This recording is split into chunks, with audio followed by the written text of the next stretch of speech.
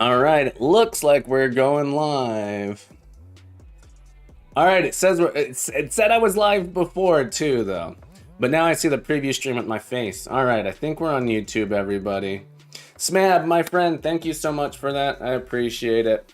YouTube folks, I'm so sorry. I gotta redo this chat communication forwarding. Give me a moment. We are bearing down. We are bearing down. All right, boom. Save that settings.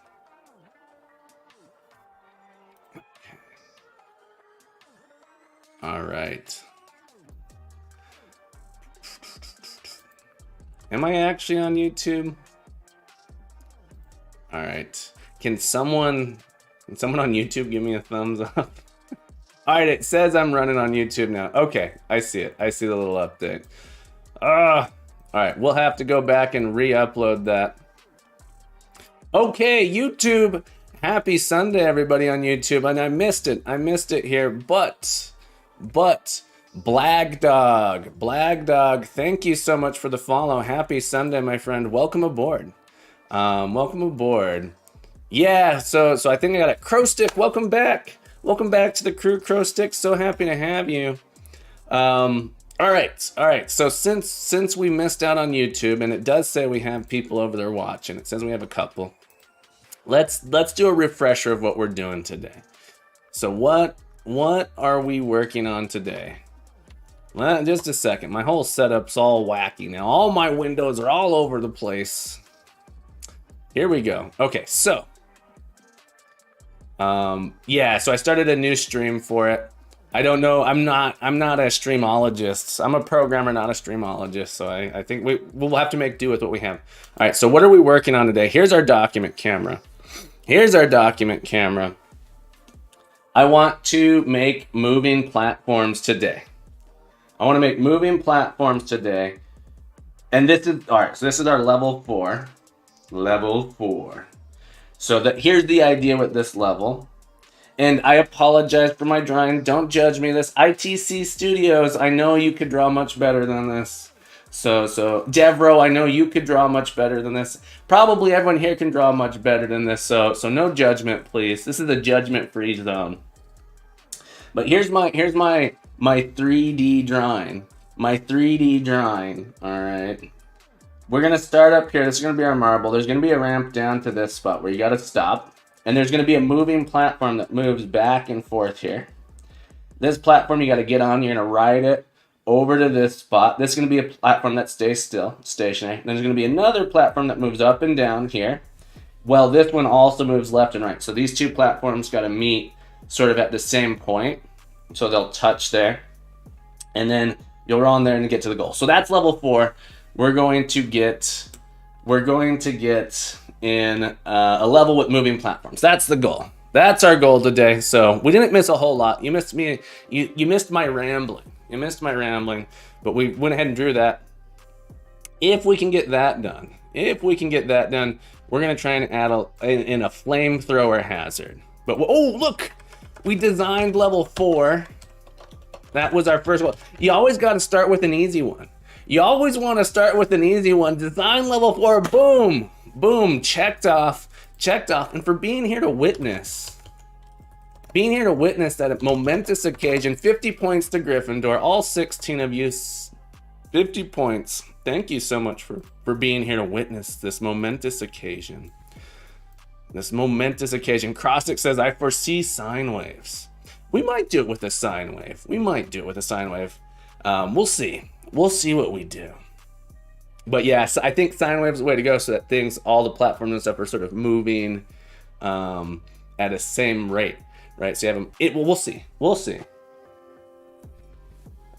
fun part about programming is there's multiple ways to do it. But we're gonna actually draw this level, take our drawing, and translate it into a 3D spot. The restream has lost a lot of points. Oh, the restream bot has a lot of points. Yeah, I should probably reset that. If we look at our leaderboard, oh, if I do points, is that what it is? Oh, I don't have that many points though. All right, but yeah, if you look at the leaderboard's points here, let's go look at our leaderboard here. Restream bot, that bot's keeping it up. Restream bot, 7,000 points, just below Unity Coder, and Moon is way up there in the lead. I think you can make exceptions. I'm just Daniel. Yes, we can. Daniel says, I'm pretty sure you can make exceptions to who get points. I'm pretty sure we can, but I'm a simpleton. I have trouble figuring out anything that isn't programming. If you, and my stream is evidence of that. My stream's slow evolution. Royal C-Dub Gaming, hello. Hello from Twitch. Royal C-Dub saying hello from YouTube. I'm glad the Restream bot's forward and over. Hello, my friend. Happy Sunday. Welcome back. Welcome aboard. And we're going to see if we can get this to work here. All right, so we're going to start out. I'm going to make this platform skinnier. Can I just scale one of these axes? No, I can't. Let's not touch it. We got to touch it this way.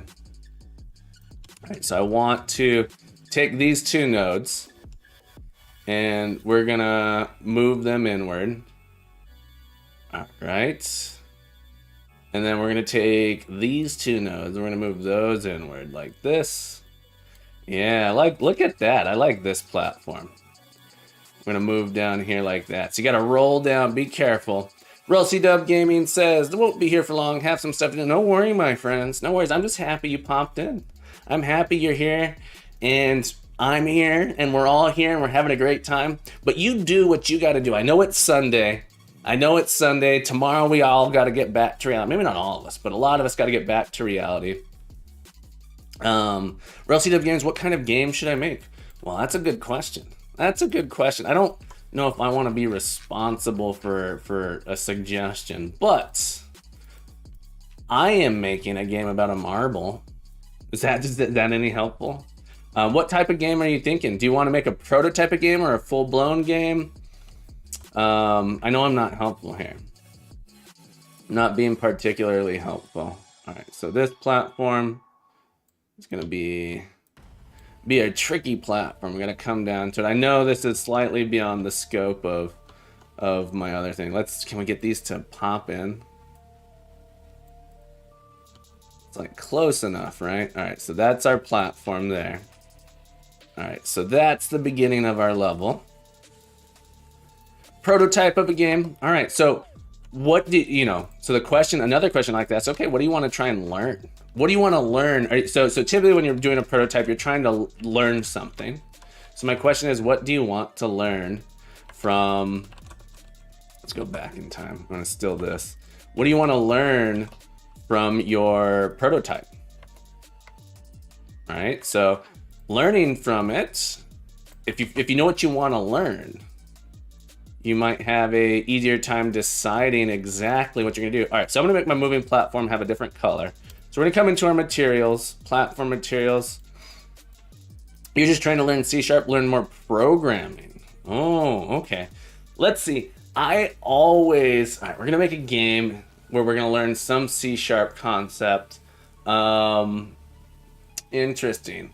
How do you feel about Tetris? Maybe Tetris isn't it. How are your C# skills already? What level of C#ing do you feel you have? One of my favorite games to make whenever I'm learning a new language is to implement Tetris or a Tetris-like game. Let's go with red material. I really, really like Tetris. Maybe how do you feel about that? What do people think? Tetris could be a good one because so with Tetris you're really going to have to focus on the code and not on the Unity editor, right? Because there's so much logic involved with how the code works. And there's arrays, there's multi-dimensional arrays. Tetris is one of my favorite ones. Your C# skills are horrible. You've only used tutorials basically. So maybe Tetris. It's one of my, like I said, it's one of my favorites as from a learning standpoint because you learn a lot of different things. If you can implement Tetris, you've learned a lot of different things. All right, let's get this to line up real quick. We're gonna have these nodes connect. All right, and I learned that if you hold down V when you move these, you can have them pop into place. Did I grab the right one? Should be able to grab multiples. There we go. So have that just sort of connect there. The other thing about Tetris is there's a lot of things. Another one might be, this is less coding, but there's some code. You know the dinosaur game in Chrome that you like hopping over cactuses? That's a good one to learn from, or to try and learn from. Let's move this whole face back like that. Is this all even? Is there a way to make it so that... How would I learn the programming? So there's a couple... Okay, this is a good question. This is a good question. You want to learn some C#. I have some resources here. I said put on there, learn. I think it's learn C#. You also might want to just focus on the learning aspect of it. Oh, there's some awkwardness in my links here. Sorry, I'm gonna have to fix that command. C# Player's Guide is one of the best resources for learning C#. It's a book. It's about $25. Not free, unfortunately, but fabulous, fabulous book for just learning C#. Highly, highly recommend it. Some free resources, though. Some free resources is I have a workbook. I have a workbook that you can use. Captain Coder's Adventures in C#. It's being built. It's not finished, so take that with a grain of salt. Captain Coder's, and then there's also what is called the Yellow Book. The Yellow Book, which is a fabulous free book, not as good as the C# Player's Guide, but it's free and it's quite good. Tani, welcome back, my friend. Tani says, guess who's back? What are we doing? We are designing level 4 here. The Yellow Book is quite good.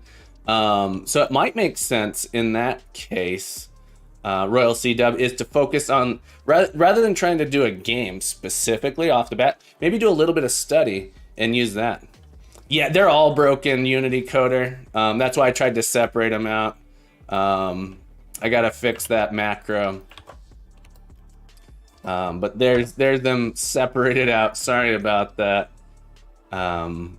Sorry. Okay, so this is not how I want my platform. I want it to be square. I want it to be a square, and the whole thing's all off to the side and a little bit janky here. I want these to line up. So my question is, what is the easy way to get them to line up? What would be the easy way? Oh, the Yellow Book, it's called, it's this link here. Let me show them on screen real quick. All right, so C# Player's Guide is what I consider the best Learn C# book. If you don't know any programming, this is the best Learn C# book, I believe, in my opinion, out there. Then we also have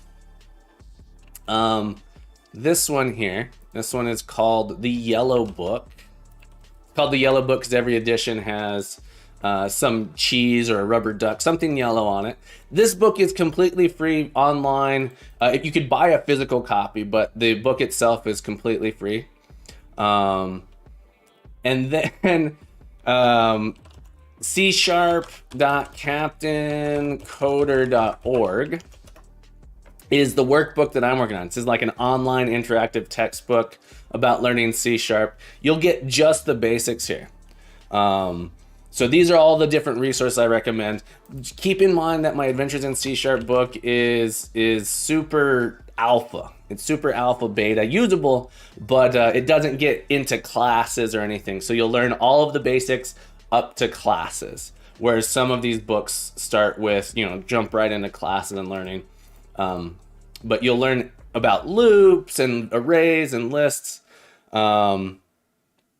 Yeah, that's why I was saying it's, C# Player Guide isn't free. The Yellow Book's free, and Adventures in C# is free. All right, highly, highly recommend. Chex is rating us. All right.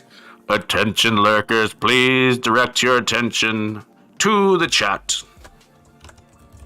Shout out, Chex Parties here. Welcome aboard, my friend. Everyone, real quick, click that little heart button. Click that little heart button. You gotta love Chex. Chex is a Unity developer. Showed me this awesome horror prototype game he's been working on. Really, really cool. So thank you so much for showing that to me earlier, Chex. But happy Sunday. How did your stream go? Arion. R-O-E-N. How do we pronounce this? Okay if I call you Arion? Let me know if that's the way you'd like it to be pronounced. But happy Sunday, my friend. Welcome aboard. Welcome to the crew. Welcome to the crew. What are we working on? What are we working on? Royal CW Gaming says, I'm also 13, so I want clean stuff. Yeah, so go check out those books. That's a good way to learn. All right, Arion says, my name pronunciation will remain a mystery. I leave it to you. Very well, very well. Chex Party says, stream good, me brain mush, time for sleep. All right, Chex Party. Thank you so much for the raid. Happy to have you here. I know how it goes when you raid someone. You're usually at the end of your energy and you're ready to take a nap. So thank you for the raid. If you're sticking around, love to have you here. But if you need to go take a nap, no worries, my friend. Have yourself a beautiful Sunday. So we are making a marble game. Let me go back to level 3. Here. All right. One of the things I love about streaming is we never get anything done. It's just, let me tell you about my project again. Royal CW Gaming, thank you for popping in. Have a beautiful day, my friend. As always, keep coding, keep growing, and you're welcome back anytime. All right, so here, let me show you what we have so far. And then we got to get serious. We got a Mulan style where let's get down to business to make marbles. Okay, so we have this game here. It's about marbles. Well, it's about a marble. You're a marble. You roll around. One of the cool things that I'm loving about this is we're on an Xbox controller here. All right, so we roll around. Your goal is to get over to that Oh, can't see it. All right, let me go. If you fall off, you blow up. If you run out of time, you blow up. Our goal is to get over to this platform here. All right, by navigating, you can. Oh, we also did a zoom. You can zoom in and out. I never used the zoom. And then you have a boost. Notice the little guy in the bottom left there. If you use that, you go real fast. We go real fast. I'm really terrible at this game too, but we're gonna see if we can beat this level. But this is what we're working on. This is what we have so far. And we're 45 minutes into stream. We've added nothing. All right, but your goal is to get over to the platform. You gotta stay on the platform for 3 seconds, and then if the code works, our collision detection on this platform is a little messed up, so we gotta fix that. But not gonna detect us. But ideally, you sit here for 3 seconds and you beat the level. All right, so that's what we have. We got a lost marbles count. So we're making a game out of marbles. My whole goal is to play around with physics in Unity. I wanted to learn about physics. Daniel says, I'm gonna play some more Persona 5. All right, my friend, enjoy Persona 5. Thank you for being here. Thank you for popping in as always. You're always welcome here, Daniel. Tawny says, this book is too expensive. I'm gonna have to wear eye patch and pirate hat again. All right, so what are we doing today? We want to add in a new level, and the idea with this level is we're gonna add in moving platforms. So I'm gonna try and make it, I'm doing a terrible job here. All right, we're just gonna get rid of this stuff. We're gonna add in some platforms. We go back to my design document. Here, the idea is we have a level. Come on, focus. There it goes. We're gonna add a level where you can roll down, and then you have moving platforms that can move horizontally on the X and Y axis, or X and Z axis. And you also have those that can move up and down on the Y axis. I'm not gonna deal with moving both at the same time, but I suspect that won't be hard. And so we're gonna add in one moving platform that just moves this way between these two stop platforms, one that goes up and down, and then this one is gonna have an up and down and a left and right component at the same time. So this level is gonna be all about exploring how do we make moving platforms. All right, so we're gonna see if we can actually build this level. But if you guys want to keep distracting me, that's okay too. The captain knows. You love them. So, let's add this platform here. All right, I was trying to get fancy with some resizing stuff. All right, so this platform. Let's go down to our materials platform. Let's make this one blue. This was our ramp. So we're gonna add in a ramp here. Gonna get a ramp. This one's gonna come out here. This one's going to be a not ramp. All right, come on. Green material. Can I add this, please? Green material. Why can't I not add that material? Because it already has a material? What's going on? Why can't I add that? This is madness. Madness. ITC Studio says, I'll be lurking now. Have fun with moving platforms. I'll do my best. I'll do my best. Daniel says, I'm also thinking of streaming Persona 5, but after the current game I'm streaming and a game request from a friend. Gotcha. It's a great game. I loved Persona 5. Why can I not change this material?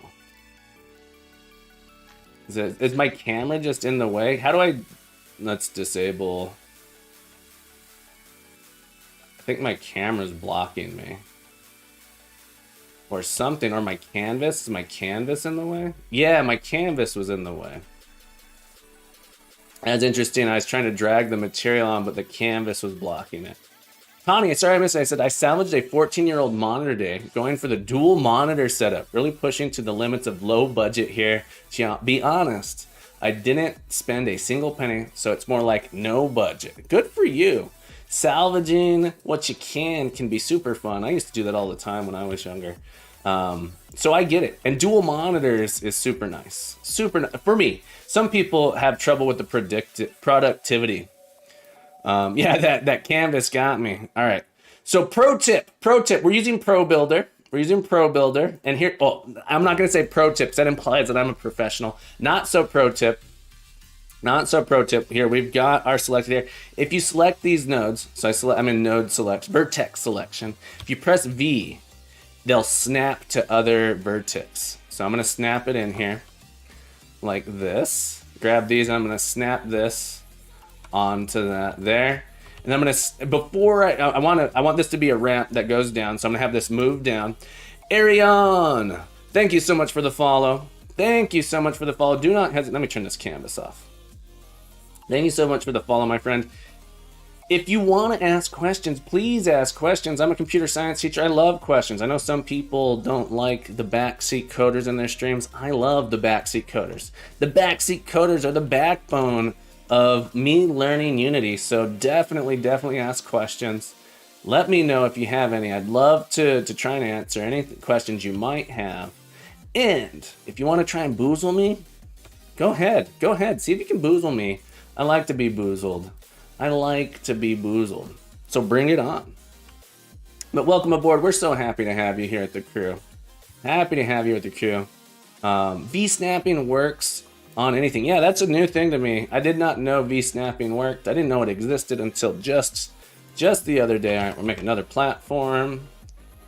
We're gonna move this out. This is gonna be our moving platform. Art, my friend. Happy Sunday. So nice to see you. So nice to see you. Anyone who doesn't know. Attention all lurkers. This is your captain speaking. Please direct your attention to the chat. We have a very special guest with us today. All right, everyone. Real quick, come check it out. Come back to the chat here.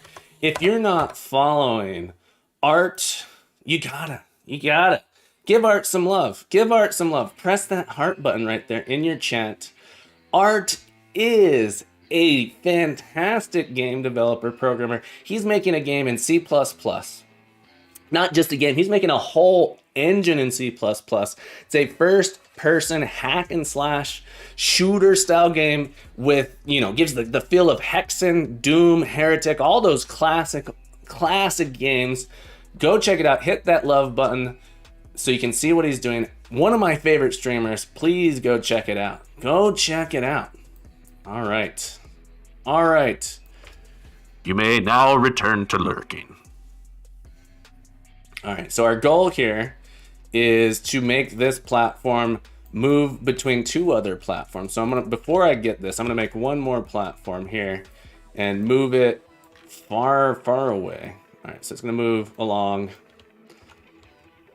I want these to be lined up. Hang on, let me get this lined up real quick. We are going to snap this in here. All right, snap it. Snap it in. V. And then we'll come over here. We'll come over here. Art says, thank you, no problem, my friend. I'm happy to give you some promotions. And says, how are you and what are you doing today? I've been off Twitch since the beginning of the week. Yes, Art, you went on a trip, is that correct? But we are making a game about a marble. We're doing some marble physics. Marble physics is the wrong word. We're doing a game where I'm learning some physics. Daniel, welcome to Lurk Mode. All right, so let me show you what I got so far. Let's go back to level 3. Save this scene. All right, so we have a game, a marble. Here's what we have so far. We're on day 6, so we haven't spent a lot of time. We got a marble. It's exploring around using new camera stuff. So I'm actually using, let me turn on the document camera here. This is hooked up to an Xbox controller. All right, so we're actually doing controller controls. The camera moves with the right analog and the ball rolls with the left analog. All right, so you can move the camera around. Your goal in this game is get from the start to the end, just like most games. So we're on this start platform. We got to get to that end platform over there. And we do that by rolling. If you run out of time, you explode. Your lost marble count goes up. Don't worry, this lost marble counts. I'll work, maybe. I'll try. I know it looks bad. But you can roll around, and it's kind of awkward. And that's part of the fun. And we also have this boost that makes this move much faster, but your goal is to make it to the end platform. Let's see if it actually detects it this time. There you go. Stage cleared. So that's what we have so far. This is level 3. So it's a game where we're using physics as a game mechanic. And then my countdown timer doesn't stop when we beat the level, so I blew up anyway. Doesn't matter. It doesn't matter. So what are we doing today? Today, our goal is to design a level where we have moving platforms. The platforms are going to move around on us. All right, so we're going to have this platform here, and I want it to essentially, you get to this platform, you move on here, and it moves back and forth. Yeah, skill-based puzzle game. I'm terrible at these. All right, but we're going to have another platform. We're going to duplicate this one and move it off this way. So the idea is that this platform will move between these two. So you wouldn't ever be able to make it with a jump here. All right, let's make this green as well. Green material. And then on this one, now I want to also add another platform. This one's going to move up and down. So this platform's going to be off to the side here. And this one's going to move up and down. Once again, I got to get these essentially perfectly aligned. I got to find a better way to do this. Again, you guys know me. I can't handle not having like text-based level editing because this fine little detail stuff here drives me crazy. Trying to get everything to work and click together perfectly. But we're going to have a platform that moves up and down here. All right. So this one's going to move up and down all around. All right, this one's going to move up and down. We'll make it red as well. So all my moving platforms in this instance are going to be red. Doesn't mean that they have to be red. All right, so this one's going to move up and down. Then there's going to be another platform below this one that's off to the right. All right, so it's going to be this direction, I think. Yeah, it'll be this direction. And this one's also going to be moving up and down. I want it to be aligned with this as well. But this one's going to move up and down. So let's have it connected here. Where's the V button? There it is. We're going to connect it here. And connect it here. This platform is going to move up and down. No, this one's going to move up and down. This one's going to move left and right. Or not left and right, but along the XZ axis. So this one's not going to move up and down. But the idea is that this one moves up and down and this one moves back and forth this way. All right, and we'll make one more platform. This one's going to be out this way. It's going to be a green. This is going to be our goal platform. So our goal material. All right. There you go. Tawny does stuff. So I think you just got clipped for the first time. Did someone make a clip? That's fine. I think I've been clipped a few times, but it might be this is the first real clip. All right, so this is the idea for this level, and we have to write the scripts to make all of this stuff move. And I'm not really sure. I don't think this would be crazy to do, but we got to add in some pathing for these things. Tani, thank you for making the clip. Aishiru is Hyru. Let me know how to pronounce it. Ishiru? I'm not sure. I said this, a million different things. Happy Sunday, my friend. Welcome back. It's nice to see you again. But welcome to the chat. Welcome to Crazy Marbles. Welcome to Captain Coders Academy, where we're trying to learn how to do Unity, do some C# game development, having a good old time. You probably already know this, but feel free to ask questions. Ask lots of questions. I thrive on your questions. I'm a thriving questionnaire. Someone who receives questions. What would you call that? So someone who questions someone is a questioner, right? Someone who receives questions is that what would you call that? Someone who's being questioned. I don't know.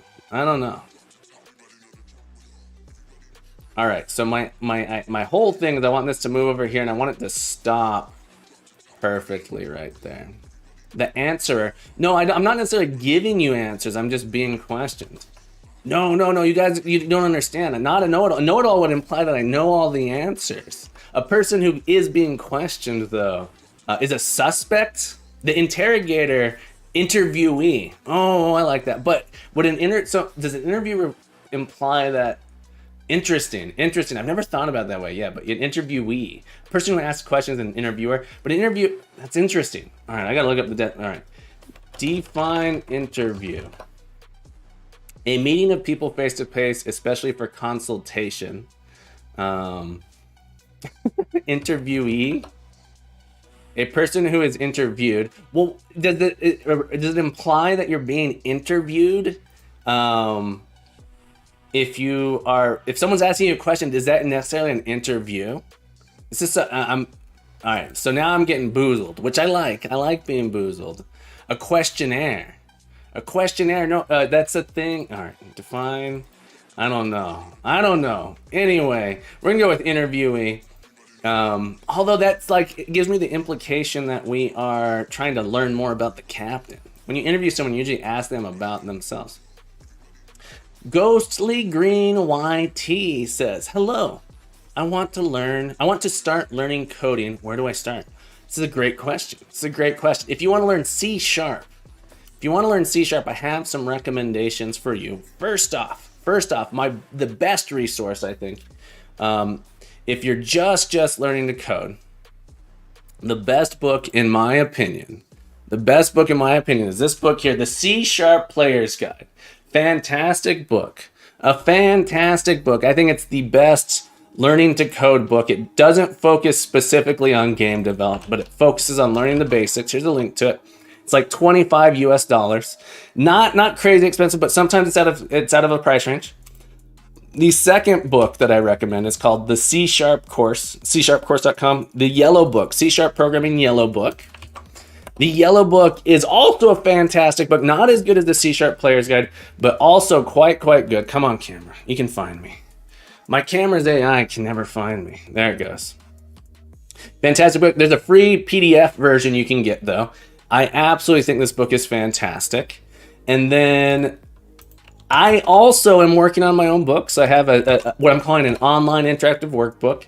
You'll learn the basics of coding in C# here. Ishiru asks, is C++ good? C++ is fantastic. C++ is a fantastic language. It's what would I say? C++ gives you more control over the nitty-gritty details of the computer than C# does. So that's the biggest difference. Is they're two different programming languages.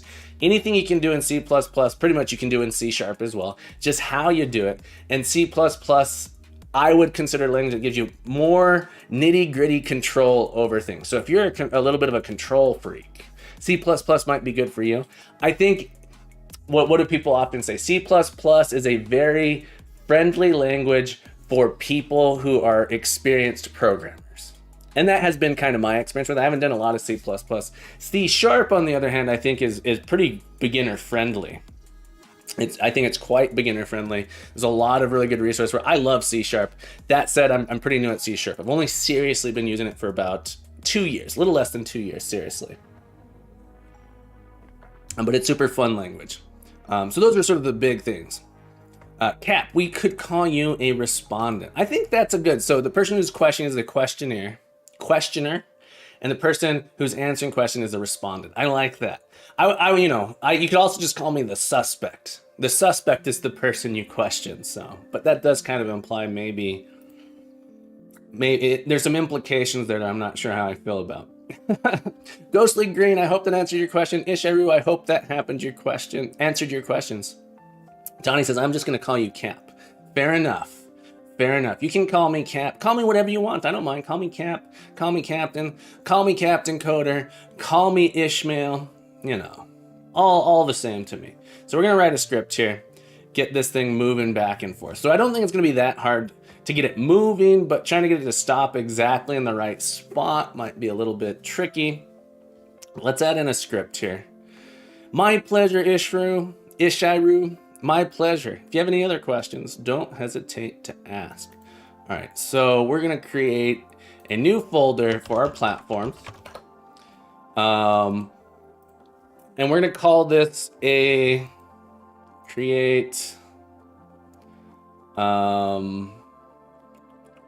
C# script. I kind of want to call it patrolling, so it goes back and forth. Ghostly Green asked, what is the best coding language for a beginner? That's such an interesting question. I'm never quite sure how to answer it. I think C# is a really good starting programming language. I really think it is. A lot of people would say Python is a good starting language. You could also do some block coding, which I'm not a fan of, but other people have had success with it.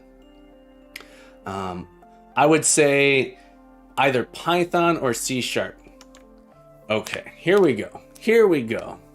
I'm gonna call this moving platform controller.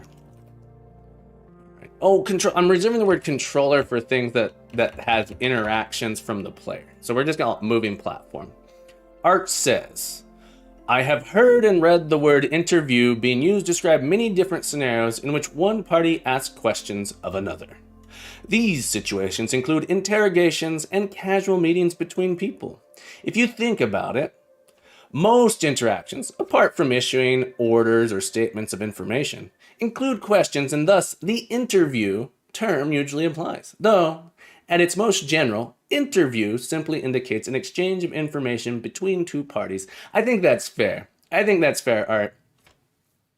So I don't think questions are necessarily necessary. Ghostly Green says, thank you, man. You're welcome. Happy to help you out.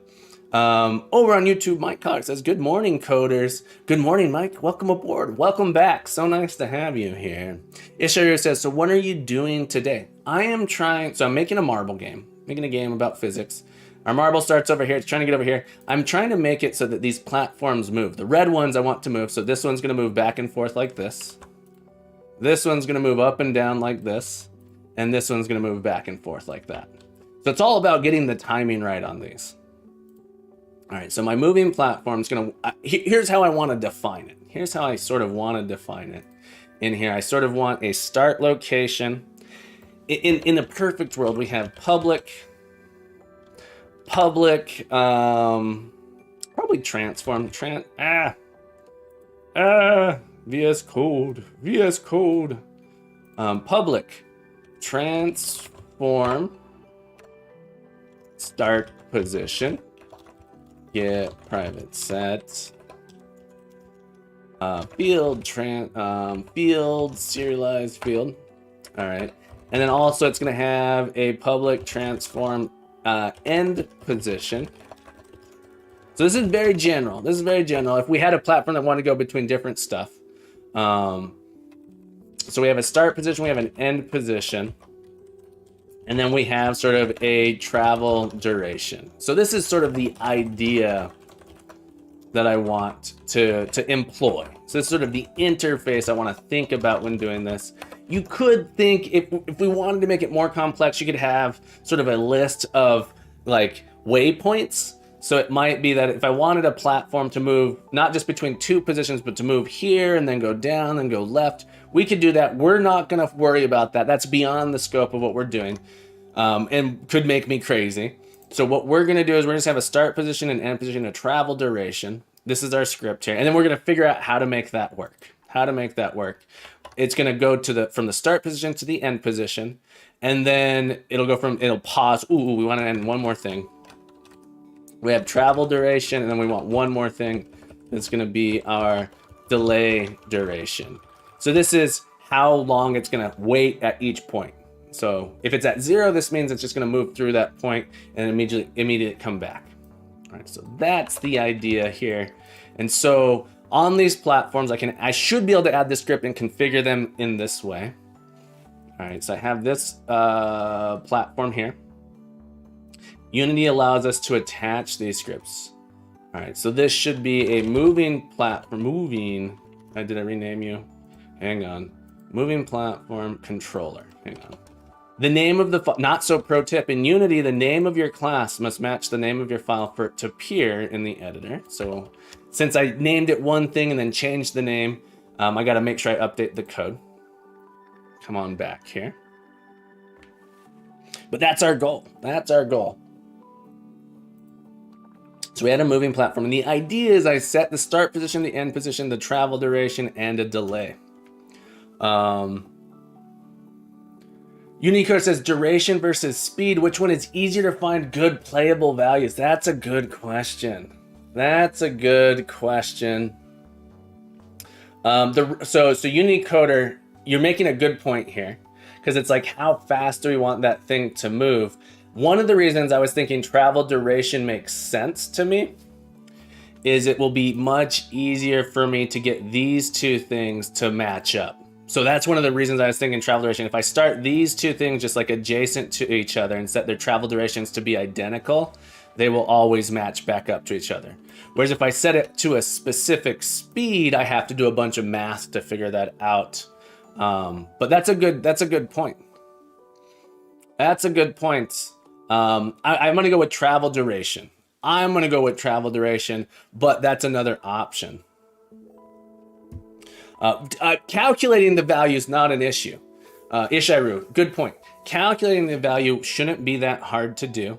But the question is, if I set a travel duration, it's not necessarily, it might be moving super fast and I don't quite understand exactly the rate of movement. That's the problem there. Rave, my friend, good morning. Happy Sunday, my friend. Welcome back. Attention lurkers.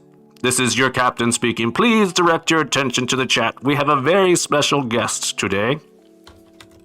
Let's give a shout out here. Rave. Fantastic Unity game developer, 3D artist. Check it out. You gotta go. You gotta check him out. Hang on. My camera, the AI on my camera is driving me nuts today. The last couple days, I don't know exactly what I did to it. But please, real quick, give Rave some love. Hit that heart. You gotta check him out. Rave is making a space trucking simulator game. Sort of a commentary on Star Citizen, but go check it out. It's a beautiful stream. I've learned so much about Blender watching that stream. I'm really, really excited about learning how to use Blender, and I've been learning so much from watching Rave. It's got me so excited. All right, we gotta focus. Here. Tani says, I joined Rave's stream yesterday, but it was 5 a.m., so I had to go to bed. Tani, I get up at 3 a.m. It's 6 a.m. here. My stream starts at 5 a.m. You gotta, sleep is for the weak. No sleeping. Everyone, no sleeping ever again. You're never allowed to sleep. Rave says, last night was so stupid, trying to do matrix math pretty much and failing. I woke up this morning and got everything working, clean rotating grid in about 5 minutes. That's how it goes, right? You get stuck and you grind yourself into a wall, whereas you just took a break. It would solve all your problems. Your brain, get that rest. Your brain figures it out. Okay, so we have this moving platform. Okay. So our start and end positions, I don't think it's gonna be that hard to figure out. I'm gonna create a new empty here just for my sanity. This is gonna be called our waypoint. So we can sort of keep track of it. Let's set it off at 0, 0, 0. And my idea is I'm just gonna create empty objects in here to keep track of the positions we're moving things between. So that's gonna be our P1 start. And I'm gonna set this to be the starting position of this one here. So I'm gonna copy this, copy position, and I'm just gonna paste that in here to this, paste position. Okay, so now I have that start position. I just stole that there. And then I wanna make an ending position, end position. This is where I'm gonna run into trouble. Check says, haha, that happens. Backseating, what if you use a serialized field vec3 for position instead of start position and end position? Great question, Checks. The reason I like using the transform is because I can drag them in. They're objects. Maybe it's not the most efficient thing. You're correct, I could use a vector3. Under the hood, that's essentially what I'm gonna do. The main reason I'm not doing that is so that way I can say, oh, I'm just gonna drag my start position in here like this. That's the main reason I'm not. There's like a level of convenience for me. Otherwise, I have to like type that number in there. The other thing is if I just have a number, it's hard to know where that is on the screen, whereas I can just click on this and say, where is that position? And jump to it. So I can just double click and jump to it. So there's a level of convenience for me of doing it this way. But at the end of the day, inside, when I calculate, I'm just going to be getting the transform.position, which is a vector3. So the great point of we could just be using a vector3. But that's the main reason I'm not is for the reason I described here. All right, so here's how I'm going to cheese this a little bit. I'm going to cheese this a little bit by moving this in nice and tight. Like this, and then I'm gonna snap this guy. I'm just gonna snap this in here to make it. All right, we gotta click on it, switch to this mode. I'm gonna snap it so it just happens to be the perfect size. I want to find a better way to do this with like I want to write an extension. One of the things that would be nice, write a little extension that says, can I just calculate this? Right, so it'd be really nice to say, hey, I want to move from here to here and have it do all the math for me ahead of time. But this is going to be my stop position here. So I'm going to copy this position, and I'm going to paste it in here like this. Paste position. Switch back to this, and now we have the quote unquote perfect start and end position. Checks. Let me know if that made sense of why I'm doing it that way. All right. And let's have this move back.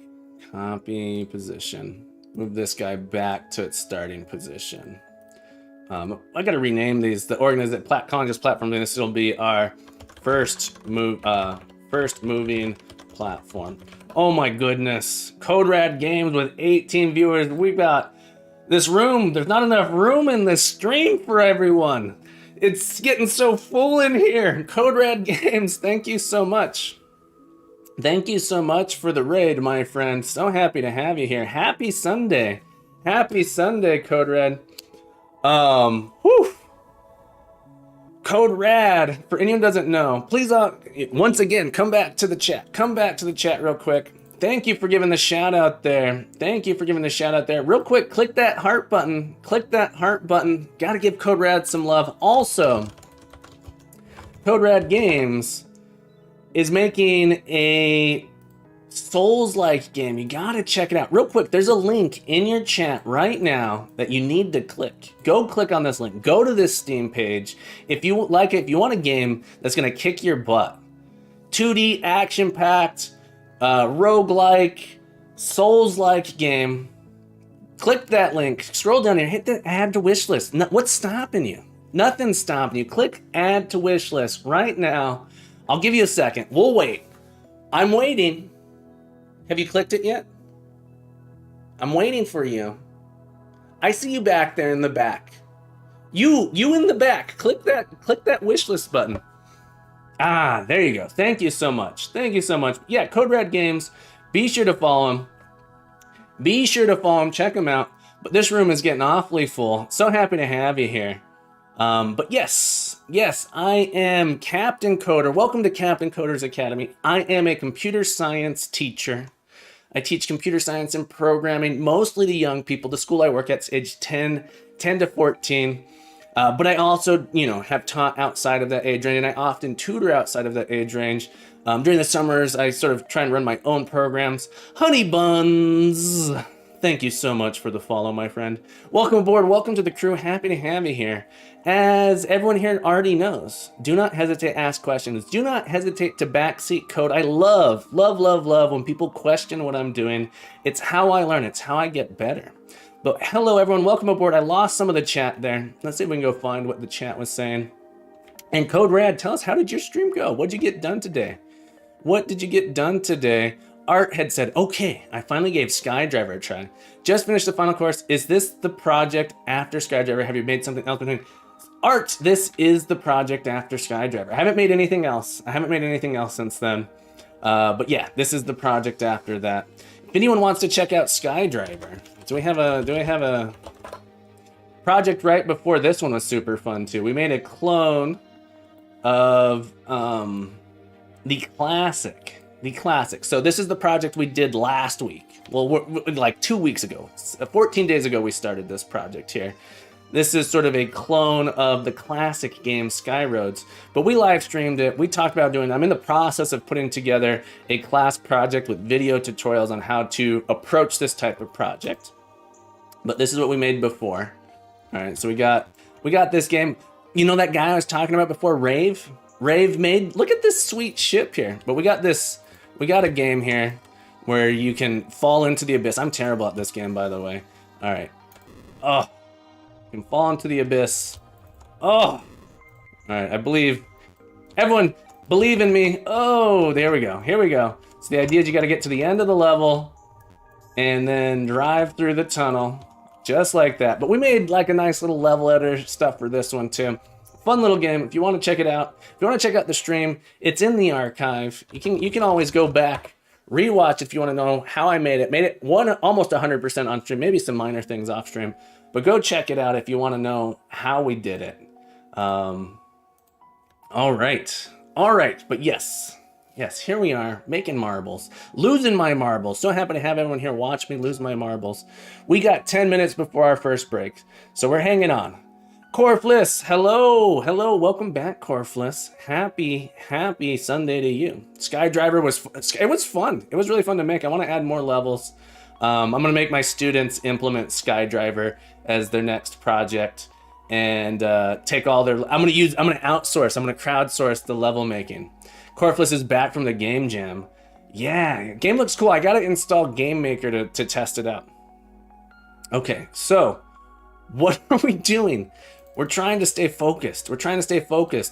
But we can't. We've written 15 lines of code today. Written only 15 lines of code today. We're almost there though. So we're implementing a moving platform. The idea is we can specify these things. I give it a start position, an end position, and then the travel duration. We're gonna go with, we'll see what 5 seconds looks like and 1 second delay. 5 seconds probably too long, but we'll see. 5 seconds with a 1 second delay, and it's gonna just move back and forth between these two positions. And we're gonna figure out how to do that math now. Okay. So in our update, or should it be fixed update? I'm not applying physics, but I am moving a thing. Does anyone know? All right, so I'm not applying physics to it, but it is an object that has physics. Do I move it using update or fixed update? Part of me feels like I should do it during fixed update. But the idea here, fixed update, it won't refresh every frame though. Yeah, fixed update won't update during every frame is the only thing. And I'm not setting the velocity, I'm setting like the actual position. Maybe I should set the velocity. Maybe the velocity is what we should set here. Oh no. Oh no. But we want to calculate the direction we want to move. We want to be moving towards it. So I'm not applying physics to it though. It has no rigid body. It's just moving, yeah. Probably kinematic to make it stay on right place. So it's not a rigid body. Does it need to be a rigid body is a question I have. Things need to interact with it physically. Okay, so this is interesting. If I want to move this thing using physics, I would need to add in a rigid body. And it would need to be kinematic, so gravity sort of doesn't affect it. Let's take a look at what this looks like. And I guess I need to calculate the velocity during each fixed update. Null object reference, hang on, something in my level controller. On time change. Marble kill, on time change. What is, hang on, something awkward's going on here. This is interesting. Oh, my UI's hidden. That's what's going on. Right, clear that. My canvas was hidden. Yeah, so we're supposed to, I think that's right. We got to set the velocity during fixed update. That's what we need to do. Yeah. Okay. So, yeah. So that's what we're going to do. Let's see if we can do that during fixed update. Fixed update. I got to use rb.move. Thank you. Thank you. All right. So it's a moving platform. It has to have a rigid body. So I want to move it during this. This is why I love coding on stream. Because I learned so much. There's all these things that I otherwise would get like really confused about. And reading documentation is good, but it's good to have some experts here tell me what I need to do. So we're gonna go with the rigid body.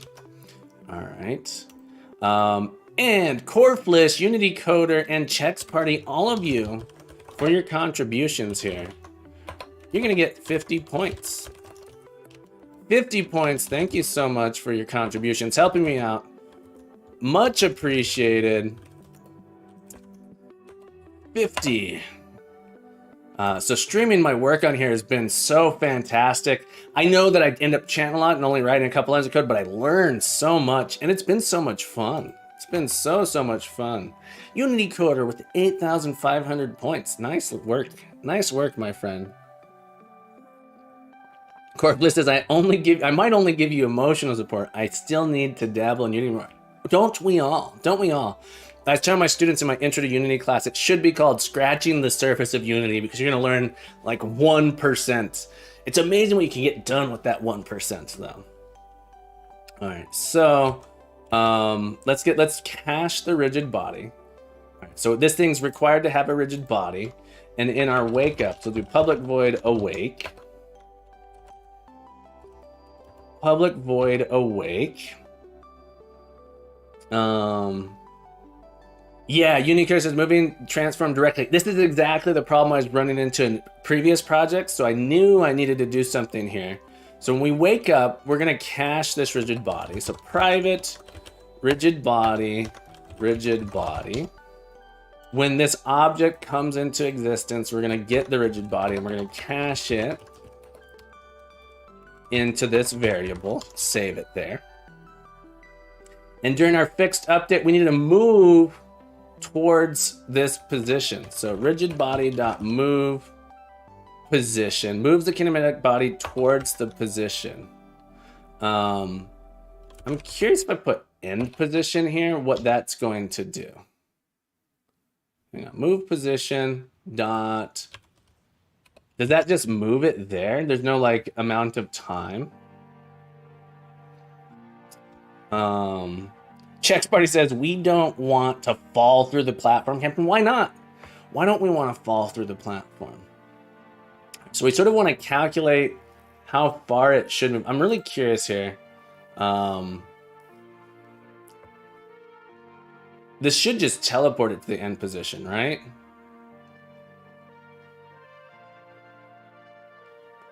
So if I were to look, yeah, teleported it to the end position. All right, cool. So what we want to do is we need to figure out how far we need to move. So we got to do a little bit of math. We got to do a little bit of math. All right, and we're gonna say, all right, so we're gonna have to keep track of when we started moving, and maybe this is not the best way to do it, but I'm gonna say, okay, private float started transit at, so it's gonna be the time we started moving. It's the time we started moving. So we're gonna be able to calculate how much further we have to move in the amount of time. So we can sort of figure out the position we wanna be at. Started transit at, private vector 3 target position. So this is the position we're moving to. This is where when we started. So we'll be able to figure out how much time is left in our transit, as well as using where we're gonna move. And then we do sort of like, okay, so we're gonna move just a little bit to get there. All right, so when we wake up, for now, I'm gonna say my target position is my end position dot position. All right, so because we're transform here, so this is like our end. I'm gonna pull that position out, and we're gonna say we started transit at time dot time. And we'll have a little, we're gonna add in a method that says like change direction at some point. Tani says, I'm back from lurking. I added a webcam to my stream. I hope it doesn't use much resources. Well, we'll find out. We'll find out when you stream, won't we? All right, everybody. We're at 1 hour and 30 minutes. I'm gonna go I'm gonna push really hard here to go 5 more minutes, see if I can get this working. But then we do have to take a break. I'm completely out of coffee. I'm completely out of water. And we gotta do some stretching. We gotta get our stretchings in here in a minute. But we're gonna keep going here, see if we can get this moving. But we're gonna do the started transit at. All right, so we're gonna create a float here that says, we're gonna figure out how far away, our float progress. This is gonna be a number between 0 and 1, where 1 means we are at the end of our transit and 0 means we're at the beginning of our transit. Oh, we also gotta change this private vector 3 start position. All right, this is, maybe I'm gonna rename this end position for consistency. Start position is equal to our start position dot position dot parent position. Like this. Our progress is basically our current time dot time minus our start transit at. Let's change this to start time. So this is how long we've been traveling. It's how long we've been traveling, and we want to divide that by our travel duration. Okay, so this is going to give us a percentage of our travel duration, and I want to clamp it. I want to say that it can't go below, so math, clamp's a little bit overkill here, but we're going to clamp, we're going to say that this value cannot go below 0 or above 1. So this is our, got to put parentheses here too. Order of operations. So this is our current time minus when we started divided by how long we're supposed to travel. So this is our progress. This should be a number between 0 and 1. And we're going to use that to figure out where we should be inside of our transition position thing. And we'll have to add in some lerp. It might be like kind of janky. It might jump around. So we're gonna add in some lerping between it. And I got to remember how to do some lerping. I know I said as out of coffee. There's a little bit in there. There's a little dribble. It's just a sad amount. It's a sad amount here. Yeah, so this is our progress. Travel duration is 0. Yeah, so we shouldn't let travel duration be 0 is essentially what it comes down to. But Chex Party's pointing out that travel duration equals 0 would result in infinity. All right, so if you're dividing by floats, this would actually end up giving you infinity back. Which is an interesting result. In which case we'd have 0 progress always. Okay, so this is our progress. And then we want to calculate, so I think there's a vector 3. We'll get there. Vector 3 dot, there's a thing you can do where we get sort of, is lerp the right one? Lerp. We're going to interpolate between the two. So we have our start position, we have our end position, and we have our progress. So this is gonna give us the lerp. Linear interpolation between 2 points. So we have 2 points to say, where should I be given this percentage amount? All right, so this is gonna be our vector 3 current position. No underscore here because it's a local variable. Current position. And we're gonna try moving our body to current position. I think this is what will work for us. Let's think about this. Get our progress. This is the percentage, how far along in our travel we are based on our travel duration. The lerp is gonna get the position that is that percentage between our start and end. And then we're gonna take that position and move our rigid body to it. Let's see how we do. Let's make sure we're not dividing by 0 real quick. Our first moving platform has a travel duration of 5. All right, let's take a look. Let's take a look. Does it move? Does it move? Will it blend? Hey, look at that. Look at that. Does it stop? It does. Okay, so the idea is once we reach that destination, we need to say, okay, wait some amount of time and then come back. That's essentially what we got to add in next. But we're going to take a break. The captain needs to refuel, using a lot of energy here. Hope you're enjoying it. Hope you're having fun. But we're going to take a break. So everyone, real quick, I'm going to have to ask you to find something, hang tight, and we'll be back with some more coffee and to continue working on this. What happens? I hit the wrong button. There we go. We're getting coffee. I'll be back. Don't go anywhere.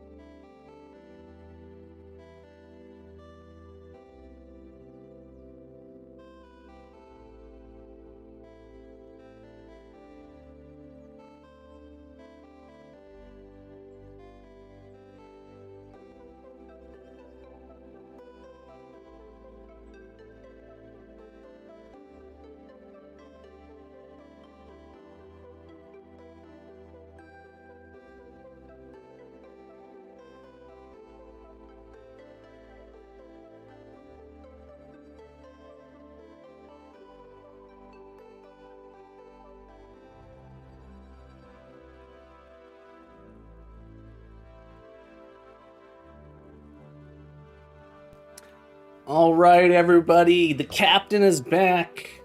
I hope you're hanging in there. Hope you're doing all right. We are going to take care of our bodies here. If everyone please stand up with me. Get up.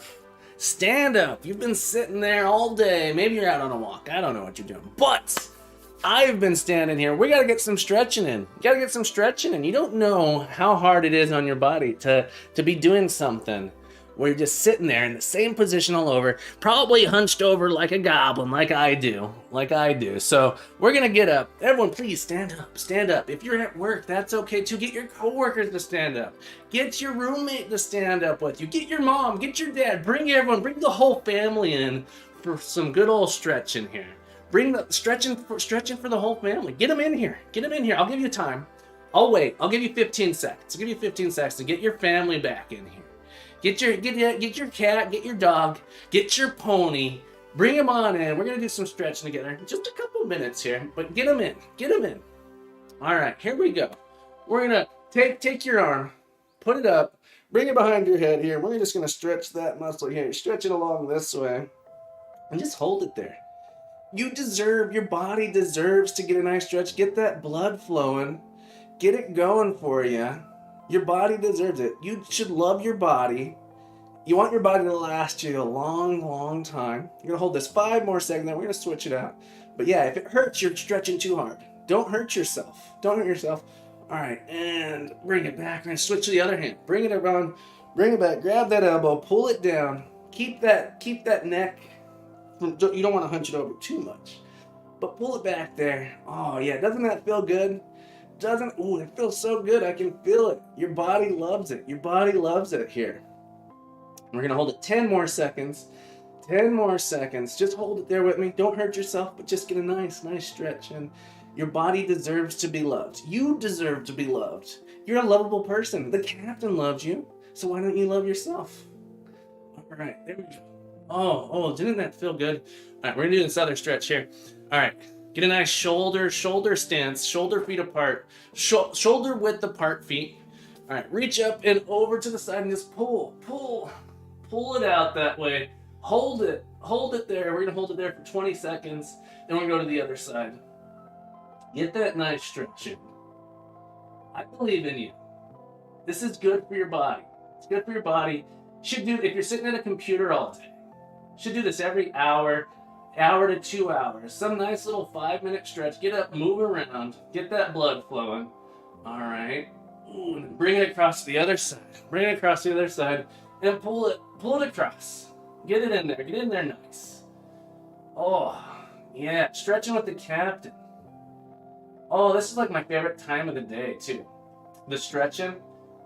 Oh, yeah. You guys keep me honest. Keep me doing this. All right, then we're going to bring it back down to the middle. Bring it to the middle, same type of thing. Stretch across in the middle this time. Not up and top. Bring it across. Oh. Just pull it in there. Sorry if listening to my grunts is unpleasant. I apologize. I'll try not to grunt. It just feels so good. Feels so good. Hold it there. Just for a moment longer. And then we're going to bring it across slowly to the other side. Don't hurt yourself. Don't pull anything. The whole idea here is to help your body recover from being sedentary. All right. It feels great. I feel great when I do this. All right, we're going to get back to coding here. Woo. Bring it back to the center. Shake it out. Shake it out. Shake out that wrist. I hope you guys enjoyed that. I hope you had a good stretch. And I trust since you're here that you did. So we're going to go ahead. Everyone who joined me in those stretches, thank you so much. 50 points to everybody. All 37 of you. Ooh, there's 37. This room is so full. Thank you so much for being here. Thank you for stretching out with me. I love to have you here. I hope you love yourself the same way I love you. The way you deserve to be loved. Whew. All right, let's get back into it. Here. Another great thing about stretching, my coffee is now the perfect sipping temperature. Before I could not sip it. It was too hot. Burn my tongue. You don't want to burn yourself. You don't want to get burnt. All right, so what were we doing? Here? Tawny checks his points. 21. Only 20 more people to destroy. Right, we got a moving platform. We got to get... Oh, it's already on the other side. I didn't scroll around fast enough. We got to get to move back. So we got to add in a little trigger. All right, so it moves across. If I were to change it to move faster or slower, I could change the speed of it. All right, well, let's go to our script here. We need to break this up a little bit. Tawny is going into lurk mode. Tawny, welcome to lurk mode. I know you have many choices when you choose to lurk. And I'm glad you've chose to lurk here. Captain always welcomes you to lurk in here. Okay, so my idea is if we have detected that we're at the end, so if progress is 1, all right, so we're gonna essentially, if progress is 1, greater than, we'll do greater than or equal to. It should never be greater than 1, but we'll do that just for fun. This means we gotta change directions, right? So this is gonna be our change direction. That's the idea. So this chunk here is our, move, update position, check for change direction, and then change direction. That's sort of what we want here. All right, so how am I gonna do this? How am I gonna do it? You know me, I like to break things up into probably overly simplify and break things up, but we're gonna create a method here called update position. And this is gonna take in a float progress. And my idea is I'm gonna take just this chunk here, put it in here like that, and then call update position. Right, so we get our progress, we call update position with our progress. And similarly, we are gonna add in a little thing called check direction change. And it's also going to take in our progress amount, and it's going to do the part where we want to check for the direction change. So private void check direction change float progress. The other kind of nice thing about this is we can test. We could write a test to say, okay, well, if I have this much progress, is it actually in the correct spot? So writing a test for this wouldn't be that hard to do. So oftentimes, it might seem like overkill to break it up. Fall Rule Game Maker, welcome back, my friend. Hello. I can't do what is it, Levitz? Levitz, hello. I can't do a good impression of Levitz, but when you said hello with that extra L in there, that's what I heard. John Lovitz. John Lovitz? John Lovitz, I think. It's an old Saturday Night Live person. But, I'm not a boomer, but people call me a boomer. So sorry if you don't know who that is. Halu from Indonesia. Welcome aboard. Another thing that's so cool about Twitch is I get to meet people from all over the world. That's awesome. All right, so we're gonna check for the direction change. We say if progress is, so basically I'm gonna say if progress is less than 1, do nothing. Just return. We're gonna do nothing. Otherwise, we have to say, okay, then we should change directions. So I'm gonna actually do one here called private void change direction. And this is just gonna swap out a bunch of stuff. Essentially, it's this thing here. All right, so changing direction means we set our end position. We're gonna swap these out. We're gonna swap them. Our end position becomes our start position. And our start position becomes our end position. Common bug, I just wrote a bug. I just wrote a bug here. What is the bug? Does anyone see the bug? These 2 lines of code, there's a bug here. What's happening? It's a really, really common beginner mistake. Even beginner mistake might even be the wrong word. This is a common mistake that people make all the time. It's really easy to make this mistake. Anyone see it?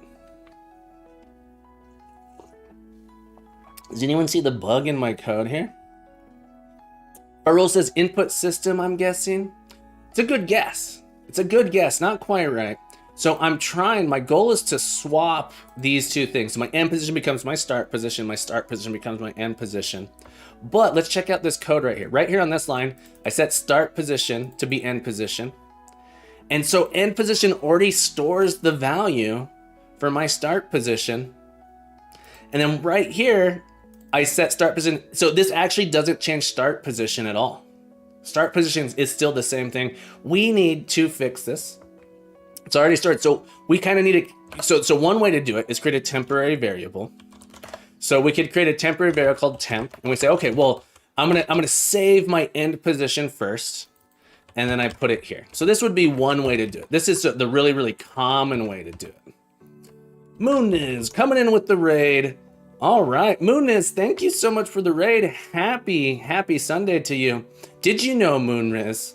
Did you know? Do you know the Muffin Man? No, I kid. Did you know today's stream is brought to you by the letter M? Today's stream is brought to you by the letter M. M is for Mooniz. Mooniz is an incredibly good streamer, awesome streamer to watch. He's working on a Metroidvania base game on his stream. Go check it out. Give him some love. Return to the stream. Please return to the stream. Please return to the stream. Alert, lurkers. Please return to the stream. Click that little heart button. Give him some love. Gotta check him out. I have actually learned a ton, so much from watching Mooniz. Mooniz has taught me everything I know about Unity. So if you're enjoying this stream, it's all thanks to Mooniz. So be sure to go give Mooniz some love. Okay, so what were we doing? We're in the process of getting this thing to change direction. We need to swap out these variables here. All right, if you just joined the stream, I promise I'll do a little demo in a second, but we're right in the middle of a thing. But Mooniz, tell us, how did your stream go? How was your stream? Did you get stuff done today? You're always getting so much done. But I gotta ask. So we're gonna swap these two things and we reset our time. So when we actually change direction here. All right. So let's try that real quick. This isn't quite right. But we're gonna check for the change direction. And this will cause it to go back and forth. I believe. Let's test it here. All right. Let's check it. All right. The other thing is it does reset the progress. So if we watch this, it should bounce back. It should get to the end. If all went according to plan, it sort of comes back and forth and we can roll onto it. But we want the platform to pause. It's not pausing. Unity Coder, yes, you are correct. It does support. Unity Coder says Unity supports the A, B equals B, A now, I think. In fact, you're correct, it does. So we have this thing moving back and forth. So it bounces back and forth. In C#, so you'll notice right here, we actually get a little bug saying, oh, that's interesting. It didn't say, it's saying, if we look at this error, use tuple to swap values. It's saying, hey, this is not the recommended way to swap values. So to swap values, you can actually do this. And you say, okay, evaluate the end position and the start position on the right-hand side. And then set the start position and end position on the left-hand side. So you can do an assignment this way, and this will actually swap your values for you. So you don't have to create a temporary variable.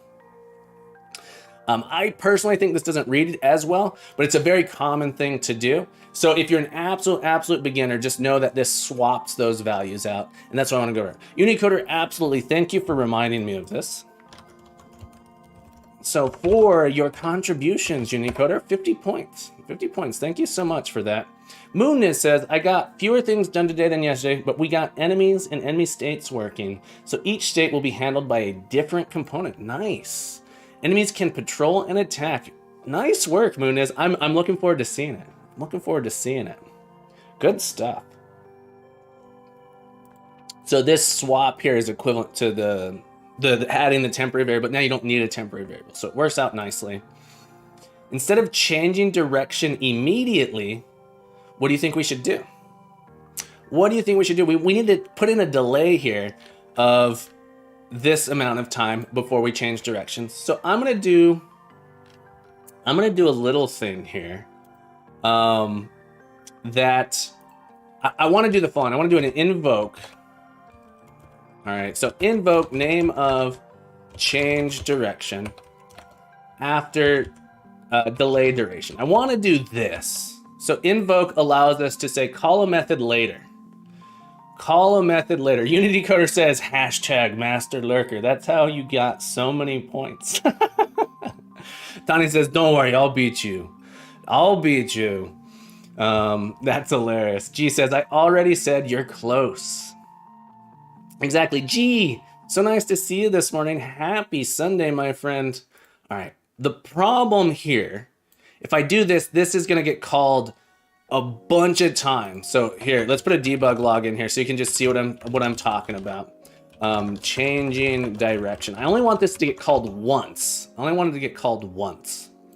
But this is going to get called every fixed update frame. It's going to get called every fixed update frame for several times. So it's going to be setting this delay over and over and over. So let's see. Let's check it out real quick just so we can see it. Devro says, gonna go lurk while preparing for my stream. Enjoy your lurk, Devro. And anyone who's not already following Devro, give another shout out to Devro real quick. Devro's awesome 3D streamer. Not a 3D streamer, game developer. Does 3D art in Blender that is so good. You got to go check out Devro. Be sure to hit that heart. Give him some love. And if you don't, I'll know. I'll know if you didn't hit that heart button. I will know. I will know, and I will find you. I have a very specific skill set. And it's programming. I'm you know, what am I going to do? What am I going to do? Not much. Yeah, so if we run this real quick, though, we're going to see that we're going to get that invoked a bunch of times, and then the change direction is going to be kind of off and crazy. So watch the console here. When it reaches the end, we're going to get a bunch of change directions over and over. That's not what we want. It's not what we want. Firewall Game says, is invoke like loop function? It's not quite a loop function. It says, if you've done, it says wait. All right, so let's look at the documentation. Invokes the method in this amount of seconds. So it takes in this method. So it's gonna call change direction after this amount of time has passed. So it's not like a loop. Moonit says, I just did a tiny waypoint system. You might want to do something similar. Yeah, so I specifically said at the beginning that I'm going to avoid doing waypoints. We're going to keep it simple. Keep it simple. If you want to see waypoints, I did that in the 2D space shooter game. But yeah, we said that's outside the scope. It'd be cool. It'll be cool, but we might add that in later. But when we look at our design document, it's outside of the scope. Yeah, so but the documentation here, I hope Firewall Games, I hope that made sense. Invoke calls the method after a specific amount of time. There's another one called invoke repeating, which you give it a method name, the initial delay, and then how often you want to repeat. So you can say repeat, call this over and over, and you can have it repeat. Okay, so but we're gonna invoke this after that amount of time. We only want to invoke it once. So I'm gonna add in a little bit of state here. I'm going to add one more state variable. This is going to be a Boolean, private bool waiting is changing direction. All right. We're going to have it in is changing direction. And we're going to say, and if we is changing the direction, we're not going to do anything. So if our progress is less than 1 and we is changing direction. All right, so it's going to be false by default. We're going to come in here and say, okay, well, is changing direction is going to be true. So we're only going to come in here once, and we're going to change the direction. And then after we've changed direction, we set it back to false. All right, so we added a little bit more state here, a little bit more state, but I think this state is justified, and it's still relatively simple. We're trying to keep, as a programmer, one of your main jobs, maybe not as a programmer, as a developer, one of your big goals should be, how do I manage the complexity? We could add lots and lots of variables. We could all put it all in our fixed update, do it all in one giant thing. But we want to make sure that we're managing the complexity. And every time you add a variable, that adds complexity. So we kind of want to ask, is it justified to add this complexity? I think it is. So we're going to say, if our progress is less than 1, and we're changing, and or we're changing directions, we return. I think I want or here. It says, go ahead and if we're already in the process of changing directions, do nothing. And if our progress isn't there, all right. So I think I want this to be an or. So this will just stop, hard stop. if this is true. And after we've changed direction, we set it to false. Let's give it a shot. Let's give it a go.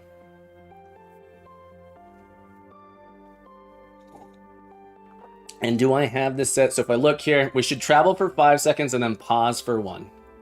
All right, let's take a look. Let's take a look here. Our marble here, we're gonna roll down. Oh boy, oh roll up. We gotta pause. We gotta wait. Yeah, change direction. It's gonna wait for us. Oh, all right. All right, we done did it. We done did it. We got that in there. Sweet, sweet. All right, I'm pretty happy with that. Go ahead and format this document. I'm quite happy with it. We done did it. We done diddled it. Okay, excellent here. We just got to make these other platforms move, and then we'll be done with adding moving platforms. All right, so how do I want to do this? I want these 2 platforms to line up with each other. So this platform is going to move up and down, and I want it so that they sort of line up with each other. So this one's going to move up and down, while this one moves left and right. And I want them to sort of end up at the same place together. So I'm going to start out, this is at -13, 15. I'm going to start out with them together like this. So this is where the position, when they're done moving, this is where we want it. All right, so P1 start, we'll call this P1 end. Okay, we're gonna make some more waypoints. I'm gonna create an empty just for organization. Let's move these into empty parent. Call this P1. We're gonna duplicate this. It's gonna be our platform 2. Our platform 2. Fahrul says, wow, moving platforms. Exactly.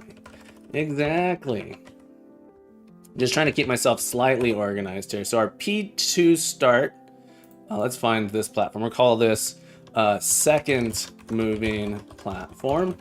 This is our P2. Maybe I should call it P1. P1, P2. Right, so these are our moving platforms. Its start position is going to be where it currently is. So we're going to just still this value in our position here, and we're going to paste this position in. So that's our start position. Is it hard making moving platforms? Well, it wasn't crazy hard. There was a lot of logic. There was some logic involved. We tried to keep it as simple as possible. But here's the whole code for it. I'm going to commit and push this. And so we're going to show you, we're going to add the rest of these and see if we can beat the level. We'll probably have to add our timer, increase our timer here. But I'll upload this code. It'll be on my GitHub. You'll be able to see it and review it. But yeah, it wasn't crazy hard. It wasn't too hard. This is our start position. Okay. And then, I already messed up my end. My end position is just going to move my Y position up to here, I believe. Okay, so if my Y position is there, excellent. So my end position is going to be like this. You're welcome. I'm so happy to help. Try to. I'm not the best, but we're going to paste this in here. And then this position should be -2.38. Okay. And just for funsies, we'll move this back down to this position here. Like that. Beautiful. And we got to add in a moving platform to this. So we've added in our moving platform skip. Our start position is here. Our end position is here. And we're going to set the travel duration to 5 and 1. All right, let's see. Let's just take a look before I add my last moving platform to see if this also works. Something's gone terribly wrong, but that's okay. We do see it moving. Didn't quite make it. And I'm. Oh, I know why. Does anyone know why? I know why. We got some issues here. But there's a little bit of a bug. Let's watch this platform. real quick. You'll see it there when it gets to its pause, it slowly starts descending. This is related. Exactly, Tawny. Tawny, excellent. Excellent. Nice work, my friend. Tawny's correct. We got to add in kinematic to it. Nice work. 50 points to Tawny here. This is why I was like, let's test it out before I add a new thing here. We have to make it kinematic and make it not use gravity. It was not, it was essentially, this rigid body, it was colliding with other stuff. So we got to do that. Jackie says, hello, happy Sunday, friends. Jackie's always in here with these wonderful emotes. I love, is that a fox with a heart? I love it. I love it. Happy Sunday, Jackie. Welcome aboard. Welcome back. Welcome to the crew. Thank you for being here to help me help keep me from losing all of my marbles. How are you today, Jackie? So nice to have you here. So nice to have you here. Let's see if this solves it. There was this. Yeah, that should go. Here we go. It moves up. It stops. It moves down. We got ourselves an elevator. Nice little elevator. Nicely done. Okay, last little bit here. One thing I could do is make it so that way when I wake up, I automatically make sure my body, my rigid body is kinematic. That's something I could do. Unity Coder says, small tooling idea, add on-draw gizmos into moving platforms to visualize start end range with gizmo wireframe cube. Interesting. Unity Coder, I know that we can add custom gizmos. That's a great idea. Could you, I'm not going to do it because it's outside of the scope of our design document, but I would love, could you, are you on our Discord? Could you add that to my Crazy Marble suggestions? Because I think that would be really cool to explore. I don't know how to make custom gizmos like that. I know how to add a gizmo that just shows a thing, but I would love to add in an actual gizmo graphic that shows the actual travel path. That would be super cool. Thank you so much for the suggestion. Log4Jag says, I don't know if I responded to you. Log4Jag says, I'm doing amazing. How are you? I am also fabulous.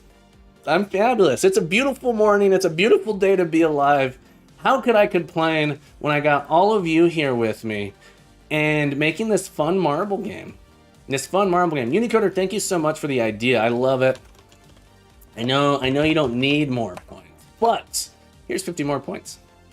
Johnny says, I'm not even streaming right now and OBS is already running at full frame rate. Yeah, OBS can be a little bit taxing. It's only, so I'm lucky. I don't know exactly why. It's only using 4% of my CPU. It's only using 4%. Maybe I got a beefy computer. I don't feel like my specs are massive. It's an old computer. I got this computer 2 years ago, so it's not super old, but it was a cheap computer. It was like $400. All right. It's a good question, the old Taurus King. I honestly don't know. I wasn't looking at it. Here, let's. People want to know my specs. People have asked me this. I guess I should find out. How do I? All right. I'm not 100% sure what my specs are. There's a button I can press somewhere on my computer that'll give it to me. I have a graphics card. It's a dedicated graphics card. I think it's like I might be an i7. I'm not sure. i7, i5. I'm not 100% sure. DX Diag. Okay. Do you want to check if your drivers are digitally signed? Maybe I should be careful. Maybe you should. Windows might connect to the internet. Does this personal information maker? All right, we're just gonna click the yes button. We'll see what happens. Dillinger, welcome back, my friend. Happy Sunday. Happy to have you back in the crew. Welcome aboard. All right, so this is our P3. I'll get some specs here for you in a moment. It's running something. I probably should have done this off stream, because who knows what could go wrong here. About to hack your graphic driver. I know everything. All right, so I have an AMD Ryzen Pro 2600, whatever that means. I have 16 gigs of RAM. And those are the two things it seems to have told me. So AMD Ryzen 5 Pro 2600 and 16 gigs of RAM. What is my CPU? I know I can check that. Let me check here. I know I can check that if I right click on my PC properties. what CPU do I have? I have CPU. How do I check my CPU? You'd think I'd be better at this. Anyway, I think it's an i7. I think it's i7. I'll have to check it at another point. That's okay. That's okay. Anyway, yeah, this computer should show my processor. Here, let's try again. I closed it. Let's open it up. Where does it show? Let's see. We got system, current processor, system manufacturer, to be filled by OEM, system model, BIOS, processor. Oh, that was my processor. I have an AMD, so it's not an i7, it's not an Intel. I have an AMD processor. Look at how much I know.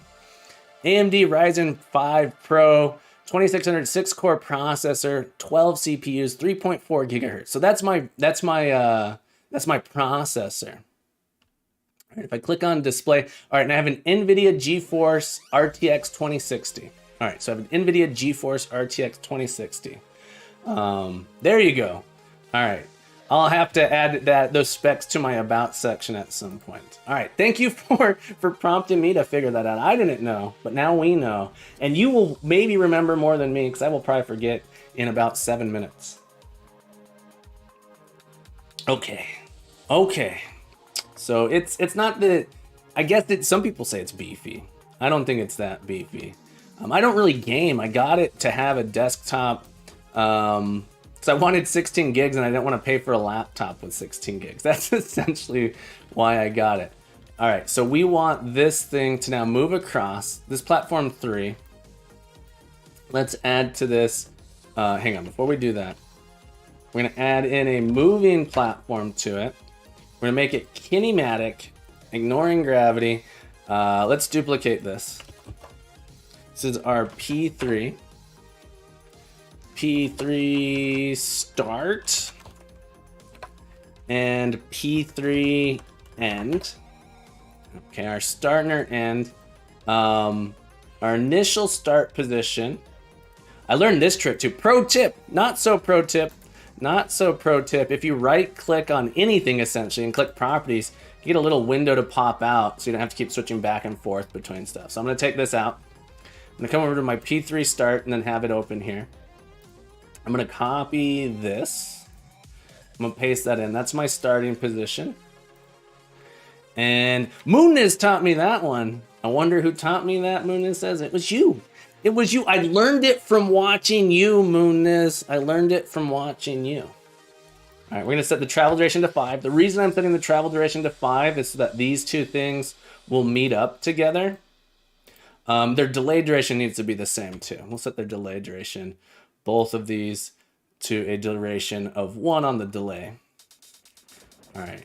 Moon forgot he taught it to you. Exactly, Checks. Exactly. All right, so now our end position we have to figure out. And I'm gonna be a little bit lazy, but I'm gonna move this over here. I'm gonna get it semi-close. I'm gonna get it semi-close. Let me pan my camera out this way. Pro tip, this pan tool is super useful. Not so pro tip. I need to stop saying pro tip. Not so pro tip. Saying pro tip implies that I'm some kind of professional. I'm not. I'm very unprofessional, as you may have noticed. So this is my not so pro tips. All right, click on this. You hold down Alt. And you snap it in. You just make it snappy. Make it snappy. So we're just gonna resize these to make our lives easier. All right, so this is gonna be our end position now. All right, so this is our P3. Copy this position. We're going to our end, and we're going to paste this position. So that's our start and our end position there. Only the X changed, which is nice. Check says, "Who cares? Just say genius tip."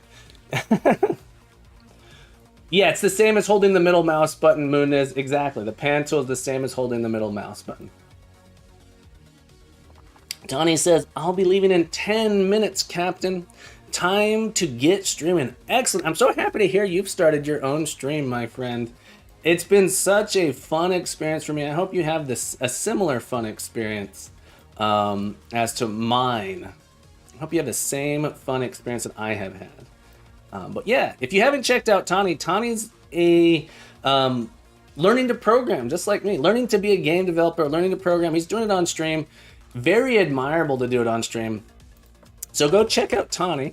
Give Tawny some love. This is supposed to be his second time streaming, I believe. He streamed once yesterday, which was really, really cool to see. Let's add P3 here. Yeah, click that heart button. Do it. Do it now. Do it now. Get to the love button. Click the like button. All right, here we go. Let's see if our game, this little platform here, our goal platform, I don't know what I was doing. Our goal platform doesn't have, all right, we're going to, our last platform here, this needs to be our new goal. This will be our goal platform. And we need to add in a trigger to it. So this is our, all right, so our goal platform, add in a sub here, create a empty. It's gonna be our goal trigger. We're gonna add in our trigger collider. Oh, we gotta add in a box collider. Hang on, box.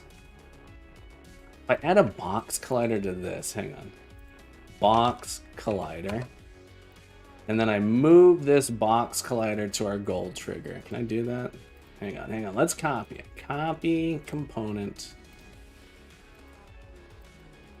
Paste component as new. Good. And then I can remove this here. Remove a component. Our goal trigger here is going to be, this is what triggers whether or not we're in the end area.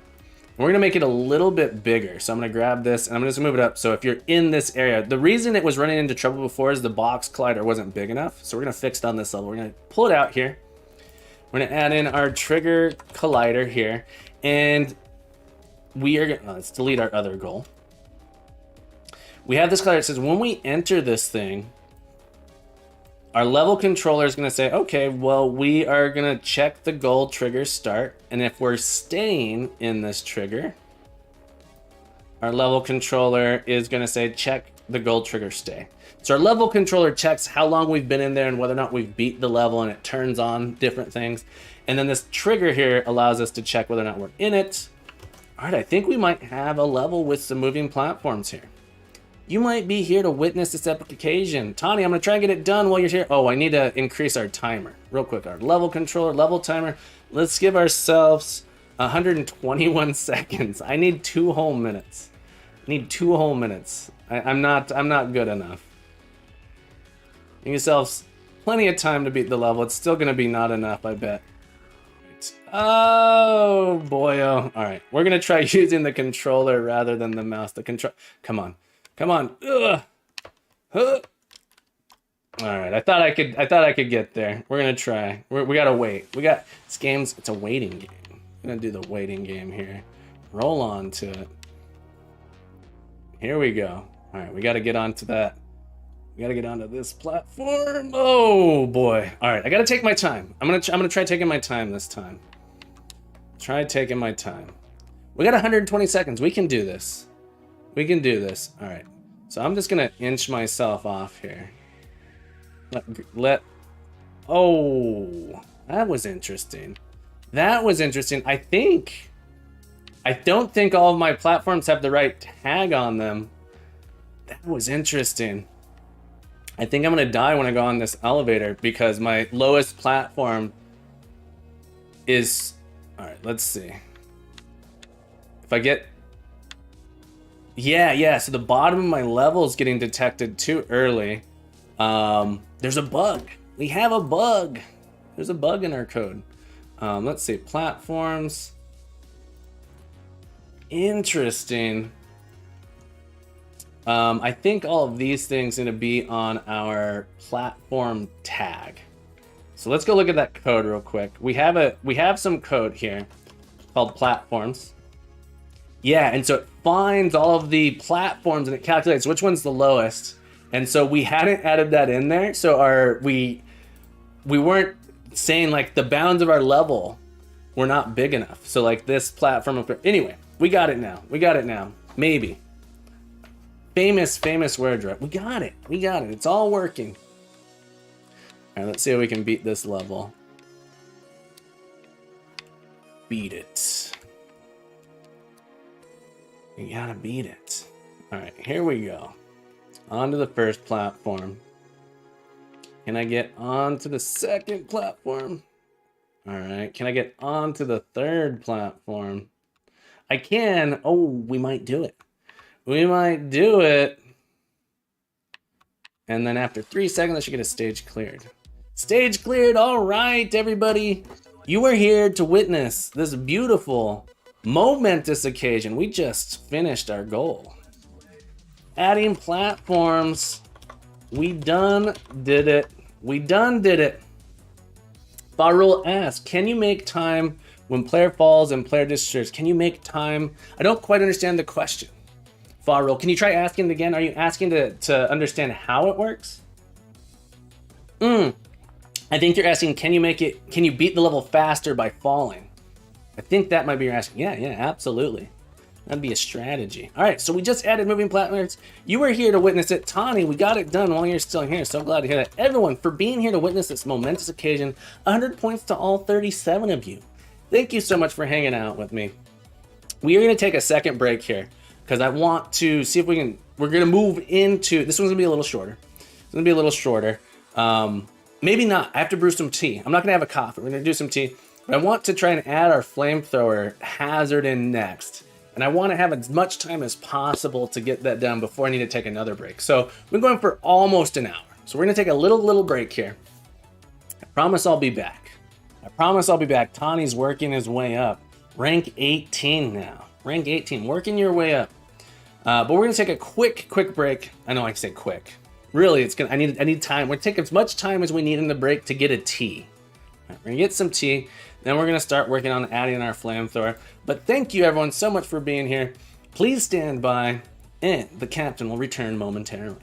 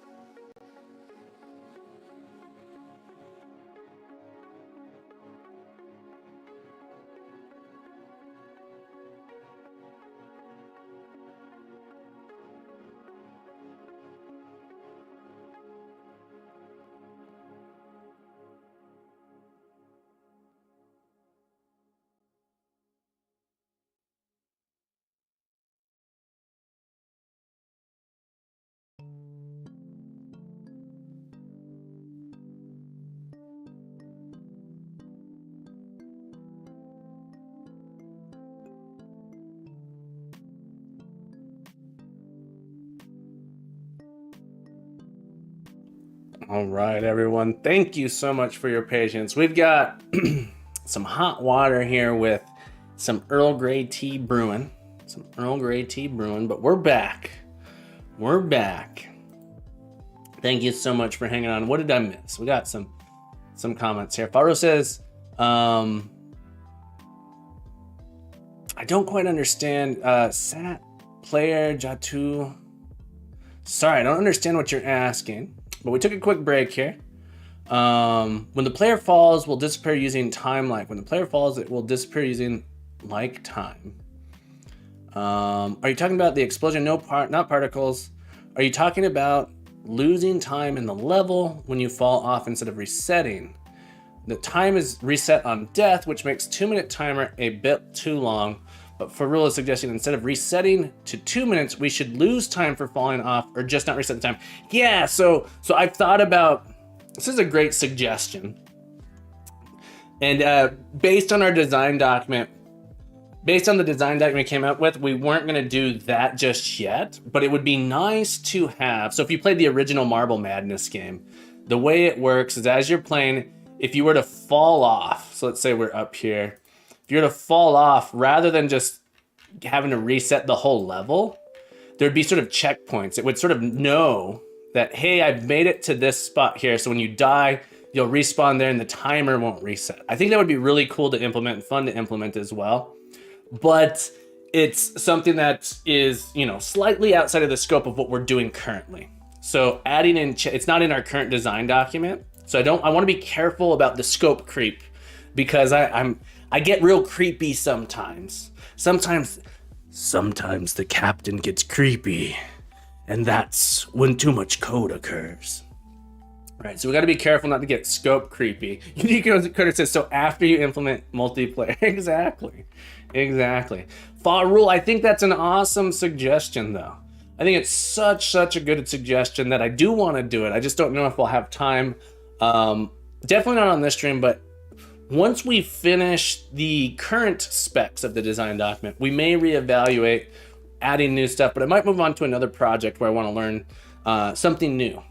All right, so we'll see. I think it'd be fun to implement those checkpoints where you sort of have, when you reach different platforms, it says, oh, this is, it updates your spawn point as you move along. You run out of time, then you have to start all the way back at the beginning. I like that idea a lot. I really do. Okay, so what are we gonna do now? Real quick, everybody. We're just gonna do some real quick shoulder rolls. Get that blood moving. I know we didn't do that long. We're gonna do some shoulder rolls, and then we're gonna get back to it. So everyone with me, real quick. We're gonna do some small shoulders. Start with just the shoulders. 1, 2, 3, 4 with the elbows. 2, 3, 4, full arm. 2, 3, 4, roll it forward. 2, 3, 4 with the elbows. 2, 3, 4, full arms. 2, 3, 4. All right, shake it out. Just want to get that blood moving a little bit before we hop back into it. Make sure you take care of your body too. So I hope you joined me in a little bit of stretching. You could keep stretching a little bit more than me, but it wasn't as long that time. We didn't have quite so long between breaks. We're gonna hop back into it. And what do I want to do? Let's come back to our design now. We're gonna design a new level. Here. Get my document cam up. So I want to add in obstacles. What I'm gonna call them hazards. All right. So if we look at our design document here, come on, focus. We require focus. Here we go. So we got moving platforms. Really happy with that. I don't know what I wrote here. Tired obstacles. I don't know what that means, but this is hazards. We're not going to add all of them, I don't think. But the one that I'm really interested in is flamethrower. So it's going to be a time-based hazard on the map. So we're going to design a level using a hazard. So this is our level 4. We'll do a level 5 now.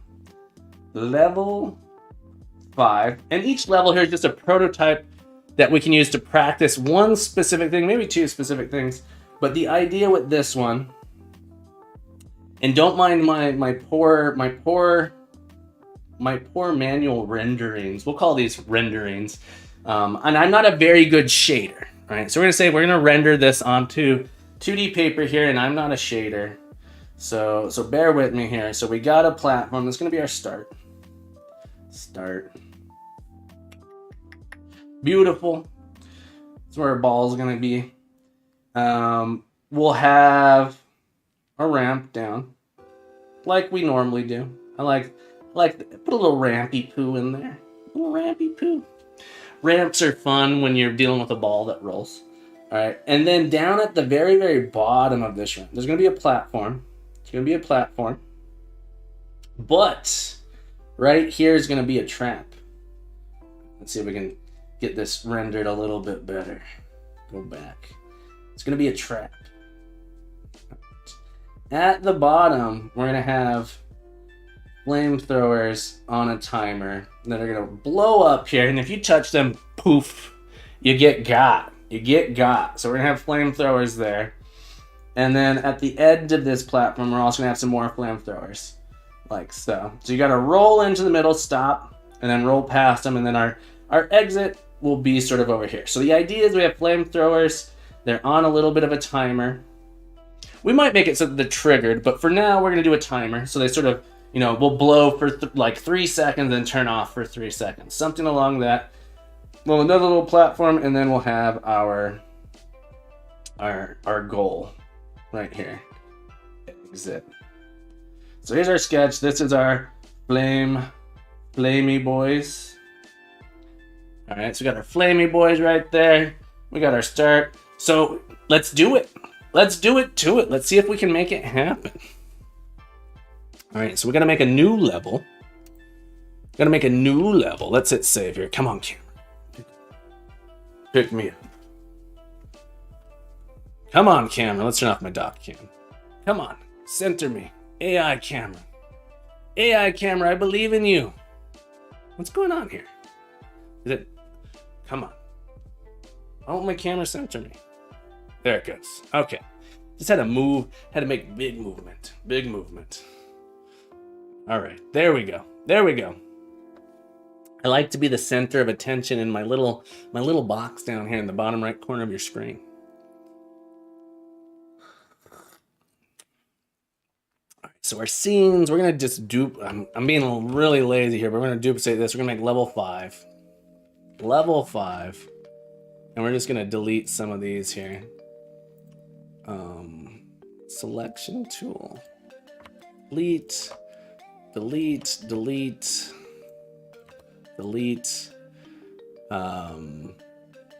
me do this. Copy position. Paste the position, and then we're gonna scooch this over like so. The idea is I want to add in some flamethrowers on this platform. We'll stretch this platform out a little bit. I'm gonna stretch it just a hair. Let's grab a face. Can I grab a face? Move that face. Extrude that face just a little bit. And we're gonna have, too much. Grab this whole object. We're gonna have this stick here. So very, very simple level. Very, very simple level. Pan over here. But let's get this with the perfect vertice connection. Click. And a snap. Come on, snap for me. Snap. Why won't you snap? There we go. All right. And the idea is that we're going to add in flamethrower here and here. So I'm not 100% sure how I'm going to do it. Not 100% sure how I'm going to do it, but I don't think it's going to be too hard. The idea I have is to create some cylinder colliders. All right, so we're going to create some cylinder colliders, put them in here, and then we're going to have particles come up out of those. And then also maybe add in, let's see, in our Pro Builder. They're going to be, should I use my Pro Builder to do it? I think so. So I'm gonna create a prefab here. Create prefab. That's gonna be a flame thrower. A flame thrower. flamethrower, and the flamethrower is just gonna have, I don't know why I'm zooming in. It's gonna have in it a cylinder. Moon is flame, throw her. No, don't do that. Don't throw anybody. Don't throw anybody. All right, we're gonna add in this shape here. Like that. Well, that's not what I wanted. I don't think that's what I wanted. I thought, all right, new shape. Pipe. This is what I want. I want a pipe.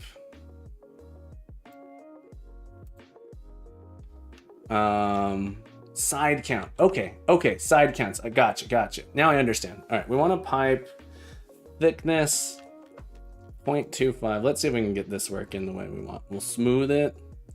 Let's make it a hexagons or the bestagons. So I guess a hexagon makes sense.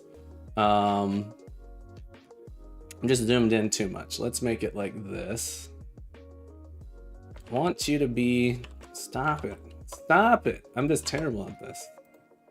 New shape. Come on, we can do a pipe. I guess I gotta zoom out some more. Like that. Come up. There we go. Now our now it's a pipe. Now it's a pipe. Let's put it at position 000. How big is this thing? This thing seems too big. Compared to our marble, what is our? I'm gonna toss my player in here. Player for size. All right, so it's too big. It's too big. Can I easily resize this? Grab the whole thing. I don't want to do a scale. It's just gonna, maybe it does adjust the scale. Okay, the scale will still, this will still be 1. Okay, so scale is right. Let's enable constrained proportions. Scale the whole thing down. All right, this is fine. This is fine, I think. We want it to be smaller than our marbles. Let's keep shrinking that pipe down. Oh my goodness. Let's try 0.1. 0.1, 0.05. I think I've made this too big, but the idea is going to be a little thing that you see on the floor like that. And then let's unconstrain it, make our Y, make it a little bit taller. 0.1, 0.2, 0.2. Like that. All right, that's our shape. There's no, I don't want to collide on it. We're not going to be able to collide with it. The idea is to have it stick up out of the ground a little bit. With a pipe, let's give it a material. We'll make a pipe material. Materials. Create a material. This is going to be our, try again. Create material. Pipe material. Give it like a grayish color. Like that. Why can't I add that pipe material? There we go. A grayish color. Fall Rule says, I've got to leave, Cap, because it's 1:23 a.m. here. My friend, thank you so much for hanging out. Have yourself a beautiful day. As always, keep coding, keep growing, and you're welcome back anytime, Fall Rule Games. Get some rest. We'll see you next time. We'll see you next time. This material, how do I make it shiny? Does anyone know the easy way to make something shiny? I feel like there should be metallic. Here we go. Shiny. There we go. We're gonna make it nice and metallic. Nice and metallic. Smooth. All right. Maybe it needs to be a little thicker. I think it might need to be a little thicker. I'm not sure. Let's go look at what it looks like if we were to insert a pipe into this scene. So we have a prefab here. I'm gonna add in a pipe, flamethrower pipe. Flamethrower. Let's move you around. Oh yeah, I'm doing this in a weird way. The corner's all wacky. Let's come back to my flamethrower. All right, I'm gonna start out with my player in here, so I can know how big to start out. My flamethrower is 000. Let's put my player at 000. Zoom in on my player. All right, we're gonna try again. First try. We're gonna try again. We essentially want it to be like a little pipe. Why is this so hard?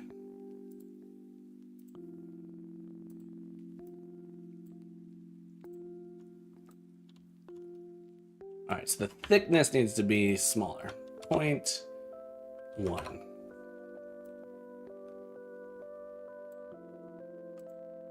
There we go. There we go. Center that. Put that at 0, 0, 0. All right, this will be much easier, I think, to move around. All right, let's get rid of our player object. Let's add, turn off the mesh collider. Instead, all right, remove component. Add in our material again. We got our pipe material. Like this, and the idea is it's going to have a cylinder collider, so it's going to have the actual flamethrower, so we'll have some particles blasting out of it. We'll create an empty here called collider, and this is going to be a capsule collider, I believe. We're just going to stretch it up out of the middle of this thing. All right, so let's scale that up. Can I, on my collider, edit it? Oh, try again. Edit. Gotta grab that node. We're gonna move it up like this. The idea is if you're in this collider, let's have this be. This is where our flames will be. So if you're sort of interacting with this collider, how do I drag it? Collider. Let's move it back. So it's sort of in there like that. Let's see if we can get it. It's gotta be a better way. Center 0, 0, 0. Y 10, 1. There we go. There we go. This makes more sense to adjust it there. Now I should be able to move it in the center. All right, let's move around the outside of it. Okay, so the idea is if you're colliding with this, then you're gonna get hit if the flame is on. So not all the time, it's a trigger, so you can roll through that, no problem. But if the flame is on, you're gonna get burnt. Let's add a particle effect to this. I'm clearly very bad at getting this center aligned here. It's not horrible, but it's not perfect. There we go. Much better, much better. All right, let's add in particle system. So effects particle system. And this, the particle system, once again, we want it to be coming directly from the center of this thing. We want it to be coming straight up, straight up. Let's make it red. Emission shape. Shape is going to be, can I make it? Well, I can make it a mesh. That's interesting. I might use mesh. I don't know. I'm not exactly sure, but I want it to be going straight up. Try box. Ooh, that's probably what I want. And let's have this rotated so that it's coming up. So the flames are going to come up and out of it like that. Okay. Can I change that rotation to be exactly -90? There we go. So I have the flames coming up out of it. Let's adjust this box's size, I think. Can we do that? Emit. Can I resize this box? How do I resize the box a little bit? Emission shape. I think holding control will rotate snap to some angles. Ooh, good thing to know. Let's try it. Let's try it. Yes, yes, it does. Unity Coder teaching me something new all the time. Let's give you some points. Add points. Unity Coder, thank you so much for that. 50 points for you. Thank you very much for that assistance. Good to know. We're gonna make it so that the color is red. I want the density. It should repeat. go on forever. The duration here. Duration. We don't want them going up that high. Can we make it so that I just want to go specific duration? Short. Lifetime 1. There we go. Start speed 1. The speed is nice though. 10. Lifetime 0.5. So we'll do that. Let's give it a ton more. 50. That's gonna be our flamethrower. I know it's not the best flame, but it's what I got. It's what I got here. So that's gonna be our flame. I want to make it so it feels more like it's coming directly out of that. Can I make it a circle? Ooh, let's stick. The box seemed to be sort of what we wanted. I just want the box to be smaller. 0.1, 0.1, 0.1. Ooh, that looks good. That actually looks really good. So it'll turn on and off. So it'll be maybe. Oh, I guess I can't turn it on and off. It should blast. I sort of want it to go. I think I need to make it so that way the velocity like increases. So it should start at like 1. So it should be like a smoldering, and then it'll turn on and it'll scale that up. And then when it's off, it'll scale back down. So you'll see the smoldering, then it'll scale up. All right, so we want to be able to adjust this speed. Yeah, so we're gonna adjust that speed when it's on and off. Ooh, this is fun. This is gonna be really, really fun to do. So we're gonna add in a script here for our flamethrower. So at the top level, we'll have a flamethrower script here. In our game, all right, before we do that though, let's look at our game. Let's make sure it's gonna look okay. Maybe too big. May still be too big. Prefabs, flamethrower. No, it's a good size. So, and then what I'm gonna do is I'm gonna make another thing that's like a flamethrower group. So it's gonna have a bunch of these sort of together. All right, so let's do that. Let's create another prefab, which is, it's interesting. That's the second time when I said create prefab that nothing happened. Oh, I forgot to do a commit. Hang on, Smab would be so upset with me. Forgot to commit our, I'm also editing level 4. Oh no. Or I didn't rename it, scenes. Level 5 is gonna be our platform level. Level 4 is gonna be our flamethrower level. Okay. All right, good thing to know here. We didn't do a commit, so we wanna commit our level 5 essentially. Moving platform. Okay, so we're gonna start here. Feat implement moving platforms. Commit that, we'll push. And it has a little bit of residue of this one, but the full feature is not implemented. We'll be okay. Ooh, that Earl Grey tea is so good. Delicious. So we're gonna make a second prefab here. This is gonna be our, like a flamethrower array. So let me just do it here. Let me do it in my scene to get the size right. And really, it would be, right, so let's do it in our scene to get the size right.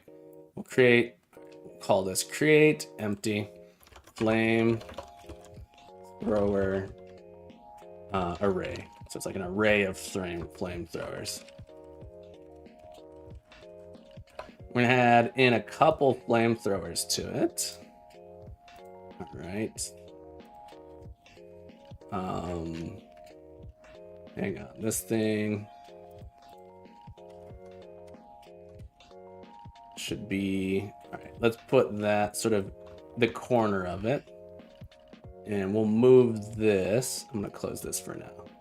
Move that sort of into position. The whole flamethrower array is gonna be moved into position. Adjusting these things is always interesting. Moving things around in 3D space is always interesting to me. Okay. All right, here we go. So it's gonna be a little guy here, just coming out of the ground like that. Maybe we'll add in some black to it. All right, so the idea is I have a couple of these, and they're just offset. All right, and they're offset like this. And we're not going to worry about getting them perfect. The idea is they're offset like this so that our marble can't roll through them. All right, maybe I should have done some math to get them evenly spaced because it's going to make me crazy. Hang on. Let's go back. Let's evenly space them. Which directions? This is our Z. Let's try 0.75, 0.1. Nope, 1's too much. 0.5. Maybe we just do that. We have them 0.5 away from each other all the way across. That's not a bad idea. That's not a bad idea. Is that a bad idea? 0.75? We'll do 0.75. So then we can copy this and I can do plus 0.75. And there's probably a nice way to do this where I select all of them and say I want them to be spaced 0.75 apart each, but I don't quite know how to do that. This should be 3 plus 0.75 plus 0.75. All right, can I shimmy this whole thing to the left a little bit to keep them all together? A little bit too much, so we'll remove that last one and we'll put the whole thing sort of in the middle there. I don't think our marble will be able to get through that. And if it can, well, la-di-da. La-di-da. If it can get through, I'm not too worried about it. But the idea is we'll have a flamethrower array. And, ooh, that looks good. That looks good. So you'll be able to sort of hippity hop over it as long as you'll be able to, oh, I like that. That looks great. All right, it's a little bit, the particles are a little too big, but we'll save this as a prefab or flamethrower array. We can go into our flamethrower, our particle system. It's a little bit too big. So we can make the particles a little bit smaller? Render particle size 0.25. That did nothing. 0.5. Emission shape. Want. I think maybe I just don't worry about it too much. Maybe I don't worry about it too much, and that would be okay. Once we get going, that's fine. But if we put this at 0 and we go to our game scene, how does that look? Oh no, I've done a thing. Now I've done it. Looks okay. It's coming out the bottom there. I think it's cool. I think it's cool. Oh,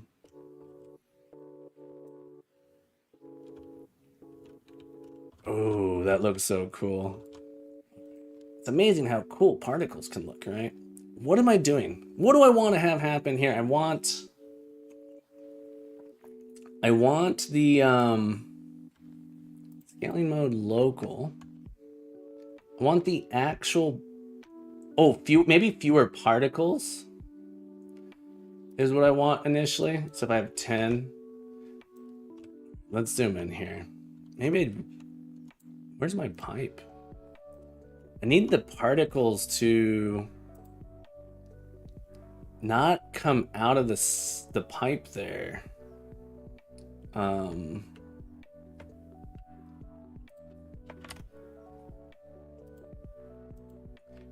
Size over lifetime. Can I set the size of the particles to be smaller? Emission, renderer, normal direction, sort mode. Set the particles. Okay, so it is here. So I need the particles to just be smaller. Okay, so if I set the particles small and then I make the emitter a little bit better, in a slightly better position. All right, and we'll have our cube here. So it's not coming out the bottom. And let's make our shape 0.1. There we go. Make it a small cube like that. All right. And the idea. Oh, I think I like that. All right. Let's make our 0.05. There we go. I'm really curious. And then if I crank, I might need to adjust that as well to crank it up. But then if our start, where's the start speed? Yeah. So that's what it's going to do. So this will go from 0 up to 5, like 3 or something. And that's going to be our flamethrower. Cool. Cool. This is cool. Okay, let's see what it looks like in the game. The following script is, yeah, that's fine. Okay. So they look like they're smoldering. It's still coming over. I don't care that much. I don't care that much, but the idea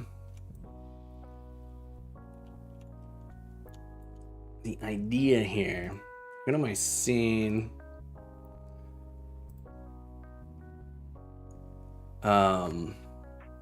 Maybe I just make it so that there are no particles on it, so it doesn't bother me so much. Although I think it's fine. I think it's fine. Okay, I'm gonna leave it. So we're gonna add in a flamethrower.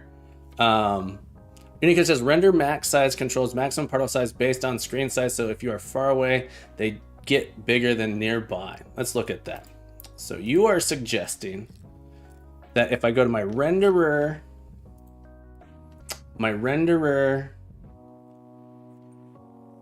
max size controls maximum particle size based on screen size, they still get bigger.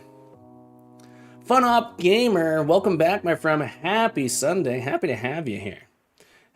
So this is not the actual particle size, it's sort of the rendering size.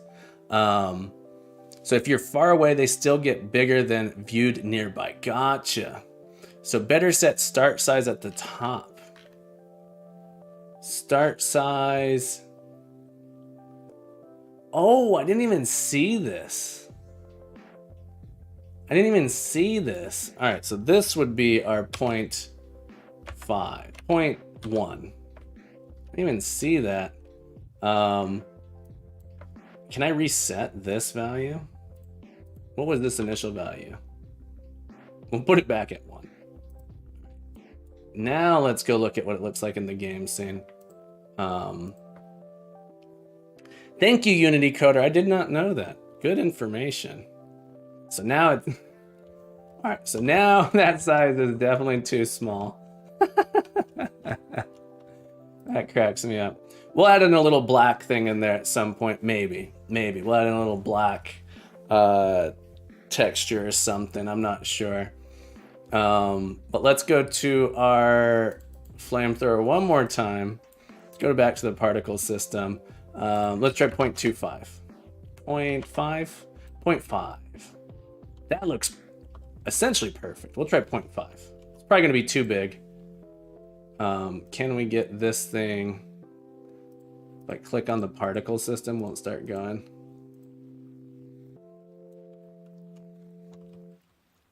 I think that looks good. Unicode says random between 2 values is always good to get variation. Same for speed. That looks pretty good. Yeah, so I want to control the speed. Look at that. That looks cool. I like it. It's pretty good. If I got really picky, if I was making a real game, not a prototype, just to figure out how to do it, I would spend a lot of time feeling with this is gonna work, but I'm happy with that. So now in our flamethrower, we want to set up so the flamethrowers sort of all turn on at the same time. So we're gonna go into our flamethrower here. And it's time to make a flamethrower script. Okay, so we're gonna do a controllers. Controllers, I should probably make something called something else like entities, but we're gonna create a script here called flamethrower. And that's gonna be hooked up to this top level script here. So add component flamethrower. And it's going to sort of take all of our particle, not all of our, one particle system, and turn it on and off like that. And so our flamethrower, we're going to have a couple quote unquote knobs we can turn on and off. So it's going to be our public float on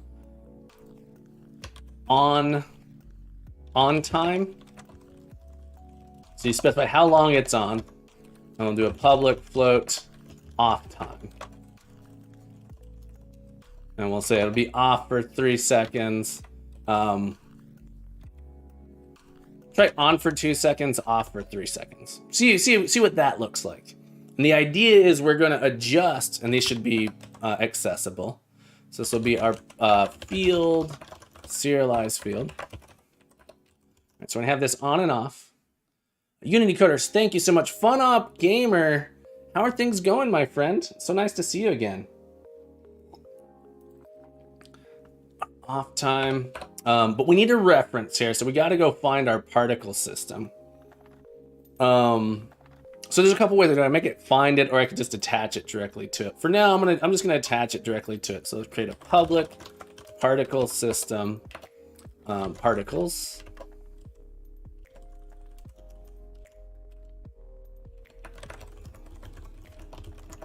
So part of me doesn't like doing this because it gives us room for error. There's a little bit of room for error. But that's okay.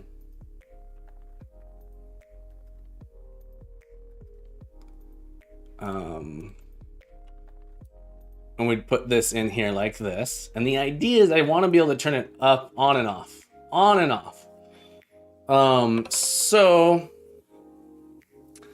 And I want them all to sort of turn on and off at the same time. And so I think I need to use it based off of the system time. And so I want to do it based off of like the time in the game. Otherwise, I could just like add a thing that sort of turns it on and off, but I want to do it based off the time in the game. So we'll do a public in our update. We need to sort of check what interval we're in, whether we're in this, in an on time or an off time. So our cycle is essentially every 5 seconds. How am I gonna do this? I want to think about it. Because like what I was thinking is I could just put a timer that goes off, but I want all of them to be on the same on-off timer. So, or maybe not. Maybe I don't want that. Maybe they need to have like a delay where they turn on and off a little bit separately. Because you could like set up like some sort of. Let's think about it a little bit. But just to test it out, what I want to do is I want to do in my updates, I want to make sure I can update my particles dot start size, not start size, particles dot where was it? Is this speed, right? Yeah, start speed. Start speed. It's deprecated the initial value of the speed. Let's look at speed. Set particle data. Start speed. It's telling me it's deprecated the initial value. I shouldn't do it. Probably set. Okay, so let's take a look at our particle system. Let's see what the suggested way to modifying the start speed. Unity particle system. Adjust start speed. This is going to be an old, no, start speed. That's so interesting that they put that there, even though it's deprecated. Oh, min-max curve. Okay, so it's inside of something. The initial speed of particles, let's look at what min-max curve is. Min-max curve describes functions which take a value between a minimum and a maximum value. Gotcha, so I'm setting the min-max curve. All right, so let's try that. In our code. So we'll do particles.min. How did it get the min-max curve? My particle system. ps.main. Oh, I've seen this. I've seen this before. Seen this. And I probably want to cache this, but then I can do ps. start speed. Yeah. Okay.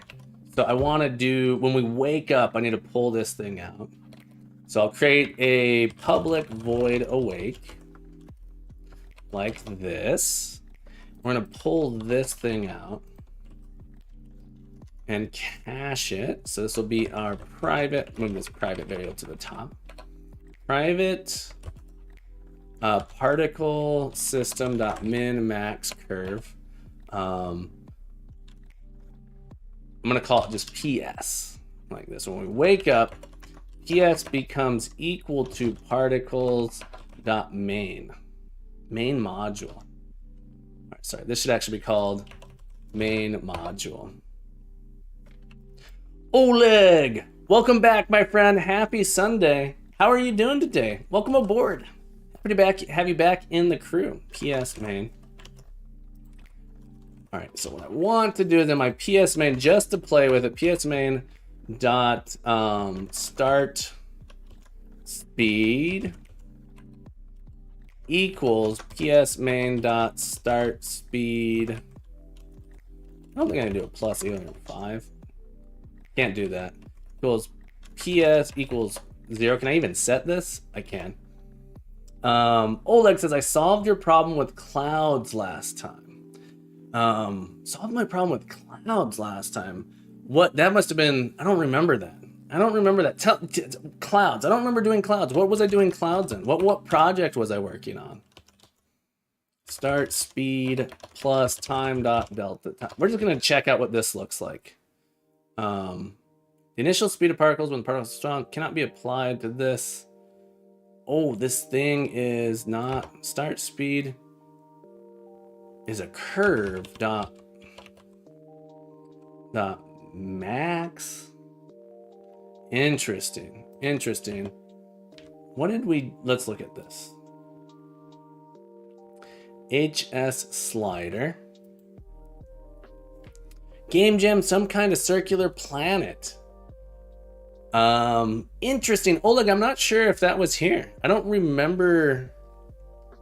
Was it in the game? Was it a Skydriver game? I haven't done a Game Jam in a long time. Oleg says Game Jam, some kind circular planet. You have been here before though. You have been here before. I recognize the name. Set the constant value. Let's try this. Can't adjust it. All right, so we're gonna have to make a copy somehow. Let's try this. Particle. Mulix says, maybe I'm confusing with someone else. Maybe. I could also just be wrong, and I just don't remember the cloud. I don't remember doing anything with clouds recently. Long time ago, I did, had some cloud backgrounds or something. I don't recall. Moona says, I went to prepare some foodsies. How's it going? It's going well. It's going well. So here's the idea, Moona. We have a flamethrower pipe. And the idea is that when the pipe is off, the start speed set to 0, and when the pipe's on, we turn it up. And so then we get flames coming out. And then it goes back to 0, so it sort of scales up and down. And so I'm trying to adjust the start speed from the code. So using update, I'm just trying to see how I would do it. So my PS main start speed. So you might know how to do this from the code. Like this. So it's a var speed. PS main equals speed. Dot start speed. So start speed. So I'm trying to update that there. Maybe there's a better way to do this. Speed dot constant equals 1. We're gonna try this just to see if this does anything. And then so we're just playing around, trying to figure out how to do it, not because I have no idea. Yeah, that's what I've heard. I've heard it's a bit interesting to work with, but that's what we want to do. Okay, cool. So we can set it that way. You'll see them all, they all turned on. If I did something like this, I could take speed dot constant plus equals time dot delta time. So we'll watch the flame grow this time. And then we're gonna put in a thing that like sort of turns it up and down over time. And we're gonna say it takes, 0.5 seconds to turn on, something like that. We should be able to watch it grow. Ooh, look at those flames. Those flamey boys. All right, we're just gonna grow up forever for now because that's what our code did. All right, so that's how we're gonna do it. All right, so we have sort of our on time and our off time. And the idea is that, all right, so here's what I'm gonna do. I'm gonna write a method called public or private void turn on. And turn on is, gonna cause it to go up, and then turn off is gonna cause it to come back down. So I have a turn on, I have a void turn off, like this. So you can turn one on, you can turn one off, and I think something else might end up controlling the time on it. But we'll see. We might make those public and have it so that we have like our array, turn them all on at the same time or something. I'm gonna leave those in for now. But our turn on,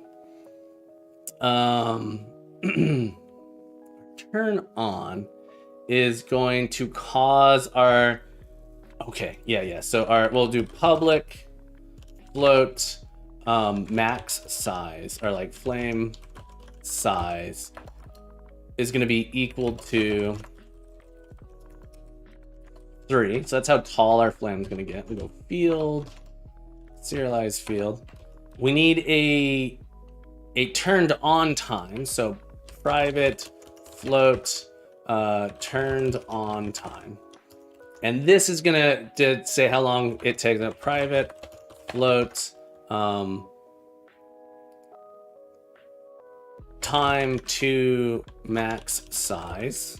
We're just going to set this to half a second. So when it turns on, it's going to take half a second to get up there. Maybe we make it so we can adjust that.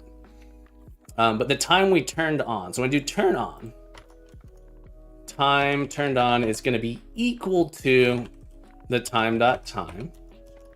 The idea is if we're turned on, I'll have a boolean. Bool is on.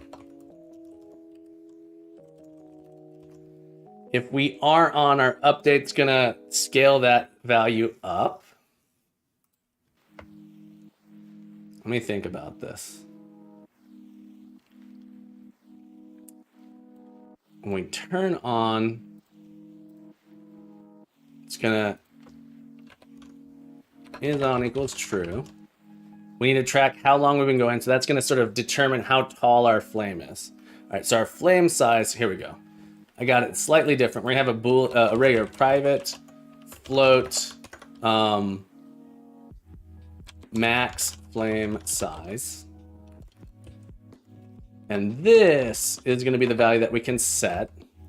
And then this is gonna actually tell us how tall our flame actually currently is. All right, so this is not gonna be serialized because it's a derived value. We're gonna use the flame size to calculate this. All right, so when we get it, we're gonna do some math on it. This is gonna be our actual flame size. This is our flame size. When we get it, we're gonna say if is on. So if we're not on, we're just gonna return 0. All right. Well, and we'll deal with turning it off, the time to turn it off in a minute. But if we are on, we need to calculate how big it is. So we're gonna create a float called progress, I guess. And this is how, it's gonna be a number between 0 and 1 of how turned on we are, or how far along being turned on we are. So progress will start at 0 and go to 1 based on the time. So if we aren't on, our current time minus, and we did this before with the movement, minus the time that the flamethrower was turned on. This gives us the total amount of time that we've been turned on. And we're gonna divide it by the time to max size. So this is how long it takes for it to grow to that size. Okay, and we're gonna clamp this between 0 and 1. So this is gonna get us our progress. It's gonna clamp it between 0 and 1. What is the clamp? clamps given value between the given. Hang on. Something's going on here. Got a parenthesis in a weird place or something. Here we go. All right, as I'm missing a parenthesis, so we want to calculate this. This is our percentage as far as how tall we are going to be. So if it's 1, it's our max size. Otherwise, it's not. And then we're going to return our max flame size times our scale. So I'm going to rename progress to scale because that's how tall it's going to be based on it. All right, so then our flame size there. In our update, our start speed is just going to be our flame size. Was there clamp 01? That's a good question. I don't know. Math f dot clamp. Clamps given the range. What's clamp on? Clamps between 0 and 1. This one, ooh. Even better. I did not know that was a thing. That's beautiful. I like that little helpful tip there. Unicoder, thank you so much. Thank you for that. All right, but our speed constant here is going to become our flame size. That's interesting. I can set this to, I think this is an error. I think there's a phantom error here that we're not seeing.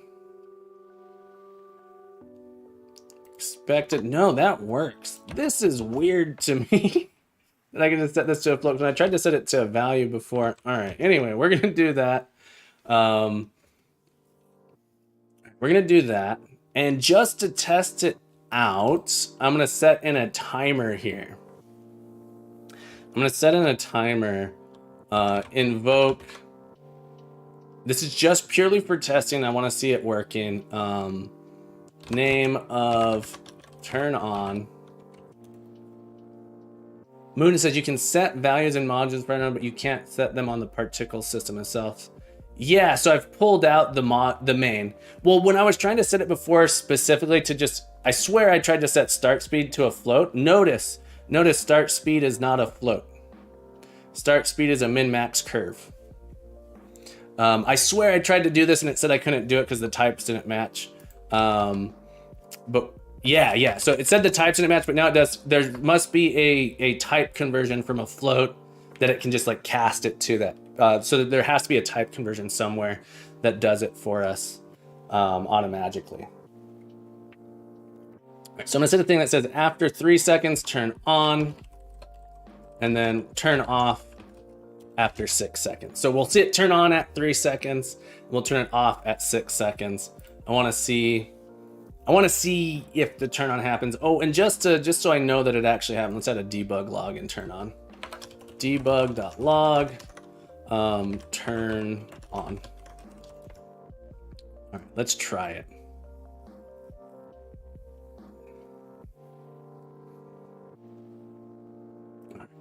So we should see turn on, and then we should be able to see our flames grow. All right. Kind of surprised that turn on's being called. Oh, there were 6 of them. So there were 6 flamethrowers. Turn off never. Oh, I don't see turn off because turn off does nothing. Is on equals false. So we did see him grow. That was kind of cool. That was kind of cool. One more time. Let's give it a go. Do I have a duplicate? No, I think it's just a weird render. We'll double check. I might have a second one. Oh, you're right. I do. I think I have. There might be 2 flamethrowers there. 1, 2, 3, 4, 5, 6. Yeah, I have 2. That's cool. That's cool. I like it. So I think I have 2 on the right side, yeah.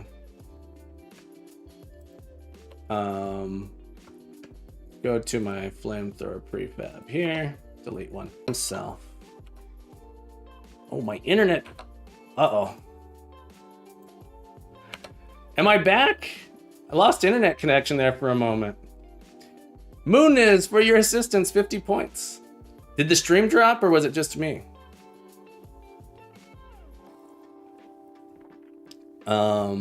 Yeah, for a second there I had no internet. It shows no dropped frames, but that feels like a lie. That feels like a lie if I didn't have it. I lost connection to the chat. Let's keep going here. Hang on. Exit prefab mode. Am I back? Give me a thumbs up. Am I back? Can people hear me? Hello? Hello? You back. Excellent. Thank you. Thank you for that information. I appreciate it. All right, so we have that. I'm thinking that our flamethrower array is actually what keeps track of it. So we actually just have in our code here, our flamethrower has this public thing for turning it on and off. And then there's something else that's going to control it. Because I want to make it very, very simple for groups of them to be controlled together. So rather than having an on time and an off time like this, we're just going to do a flame size type of thing like this. Maybe we'll make this public so you can adjust that or something. I'm not sure. Let's make this serialized too. So we can adjust the time to max. I kind of like 0.5. It seems fine. Okay. Part of me is not sure I want to be doing this every frame, but we'll keep it. We're going to keep it simple. We're going to keep it simple as this is our interface for turning this on and off. And we're going to have a flamethrower array. And the flamethrower array is just going to be, when you say turn on, it's going to find all the flamethrowers inside of it. When it wakes up, it's going to find all the flamethrowers inside of it. And it's just going to go through and turn them all on at the same time in the same update. And we can just set up a timer that says go off every so many seconds. All right, so I think that's the easiest way to do it. Okay, and we're gonna go here. I don't know why my source control wants to highlight for me. Namespace crazy marble dot hazards. So these are our hazards. Is that how you spell hazard? Does hammer have 1 Z or 2? That word looks wrong to me. Hazard. Hazard. Well, that's a person. Hazard. 1 Z. Perfect. Okay. Hazard. Crazymarble.hazard. All right. So in this case, we're going to add in another script. All right, so create a folder here. We're going to create a folder for our hazards. There's only going to be one, which is our flamethrower. We might add in more later. But the flamethrower seemed like the easiest thing to do. To me, it seemed like the easy thing to do. All right, so create a folder. Hazards. Should I call it hazards with a Z and S? Hazard with an S. Flamethrower, move it down here. And then we'll have a flamethrower array. So it's gonna yell at me, say this got deleted, but we got our flamethrower. Moonus, it's time to eat some foodsies. Hope you'll have a great stream. If I don't make it back before you stop, thanks for streaming. You're welcome. Moonus, thank you so much for being here. Thank you for hanging out. Enjoy your lunch. Have a beautiful lunch. And you're welcome back anytime, my friend. Anytime. All right, so we're gonna make a flamethrower array. Flamethrower array. It's also a mono behavior. But this guy is gonna go, when it wakes up, it's gonna contain an array of flamethrowers. Yeah, so a private flamethrower. Let me get this to compile real quick. Comment it out.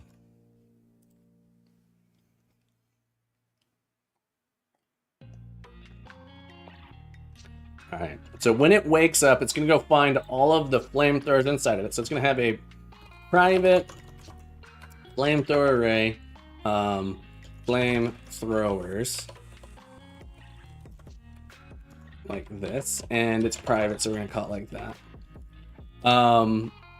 We're going to serialize this just so we can see it. Just so we can see it in this vector. It doesn't need to be serialized. But when we wake up here, we are going to go find them all. So we're going to say flamethrowers is equal to get components in children. So this is say go find all of the children that have the flamethrower mono behavior attached to it, and get all those back for me. And we're going to put that into our variable here, flamethrowers. It's going to allow us to turn it on and off. So this thing's going to also have an on and off. Okay, but its on and off is going to be much, much simpler. Its on is just going to say loop through all of these for each. It's actually not much simpler. It's slightly more complex, but not much more complex. We don't have to have extra booleans or state or anything. It says for each flamethrower, I'm going to call FT, in flamethrowers, ft.turn on, turn on, off. F comes before N in the alphabet. And then our turn off is just sort of the inverse. ft.turn off. All right. And we could also use link here. Link would allow us to do this sort of in one line. It just says go through and call all of these things. We're gonna use a for each because link is actually for like doing selection. So yeah, this makes more sense. Do a full for each here. Can I do an ft.for flame throws up for each? No, we don't have a for each on that. That's okay. All right, so our turn on and turn off work this way. This thing is going to have sort of our delay. All right, so we're going to have a serialized field. All right, this is going to be our private float on duration, then a private float off duration, like this. So I have an on duration and an off duration. Unity Coder, essentially we're gonna do a coroutine. I'm gonna use invoke delay, invoke rather than a coroutine, which I think is gonna be, invoke is actually starting a coroutine, I believe. It's just a coroutine, but I do think, maybe we could do a coroutine. We could see what that looks like. Maybe we do a coroutine and see what it looks like. Here is what I was gonna do. I was gonna say, we're gonna call turn on, and then we're gonna say invoke name of turn off after on duration. This is what I was gonna do. And then here I was gonna say called turn on after off duration. This is what I was gonna do, but you have an interesting thought here. You have an interesting thought. So here's why yours might actually be better. Exactly. Unity Coder saying instead we could have an endless loop inside of a coroutine with wait for seconds on delays. Yeah, we could do that. This was my initial idea.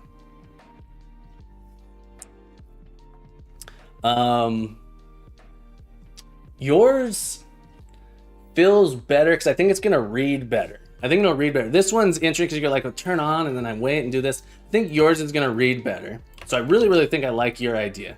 So we're gonna write a coroutine. It also gives us a chance to write a coroutine. So we're gonna do a public, all right, we'll put this above. Public void, no, not void. Coroutine's gonna return an IE numerator.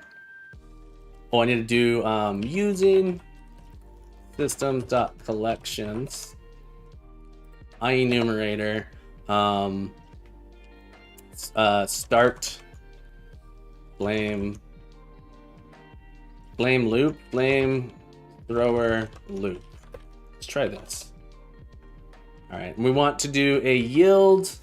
So we're gonna say turn on, so we're gonna do while true. So it says just keep going, keep going.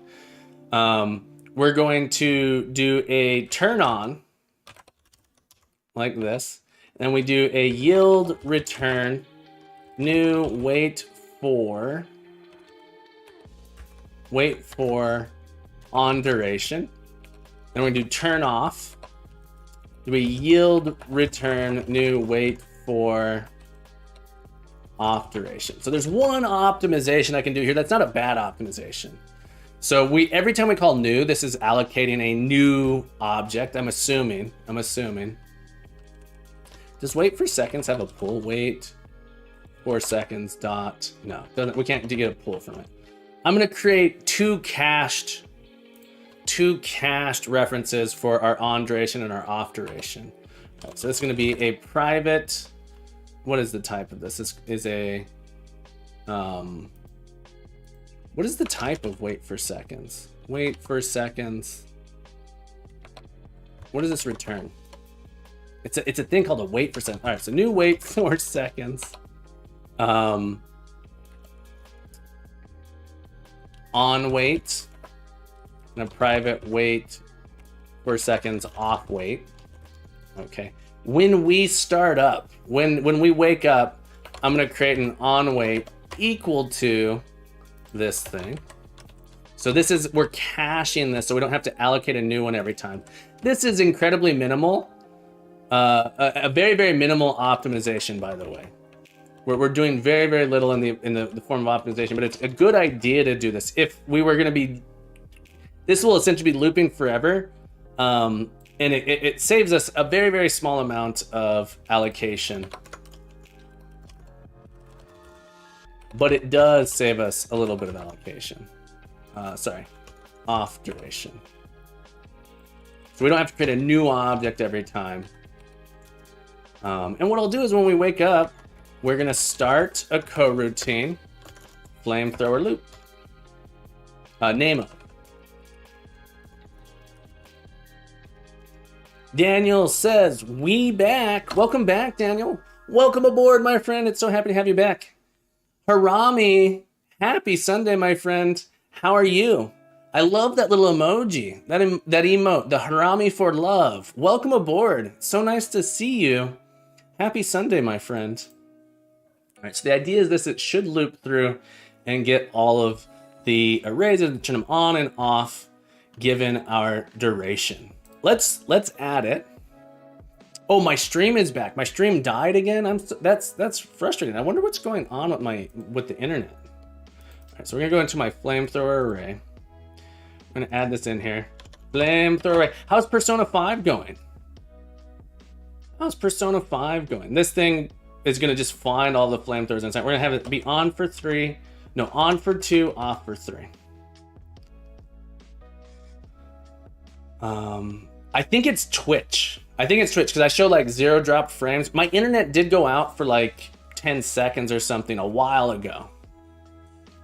And I'm curious if this will work with my flamethrower script. Let's see it. So it's on, off, on,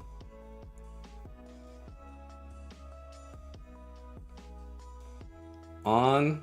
Oh, I know what's going on. My flamethrower script, we have it doing this. Turn that off. Turn that off. All right. Now we have this on and off thing here.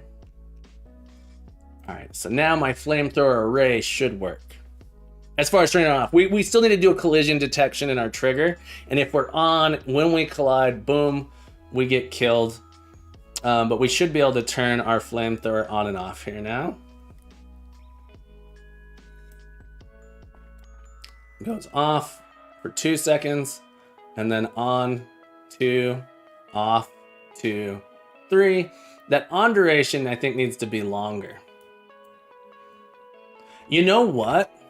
I actually think, I cached this, but I actually think I don't want to cache this. Because I want to be able to dynamically change it. There might be something that we want to be able to change it with later. And this seems that if I do it this way, check it out. If I do it this way, if I change these values, it's not like I'm actually allocating a ton of space. It is making new ones. But if I wanted to make it so you could turn them on and off later. So like, let's say my on duration, I actually want my on duration to be 5. I could modify it there. Ooh, that's cool. Look at that flame. That looks so good. The particle effects in Unity, I gotta say, particle effects in Unity make me feel nice. They make me feel warm and fuzzy and happy. All right, so we're gonna add a second flamethrower array to our level. All right, and we're just gonna put it at the end of this. The one thing that's left, I can still drive. I can still roll through them. I'm a marble. I'm a roller. I can still roll through it. All right, but the idea is you're gonna have to time it so you get there like that, and then we roll through it to the end of the level. So let's make it so when it's on, All right, so if we go to our flame thrower prefab. All right, the idea is this collider is going to be turning on and off. So in addition to being on and off here, our flamethrower and our flamethrower itself, we need the collider, and that collider needs to turn on and off. So public collider, collider, like this. Get, this doesn't need to be that collider. Make it private. There's a couple things here that no reason to be public, but that's okay. Serialize this. No reason to make it a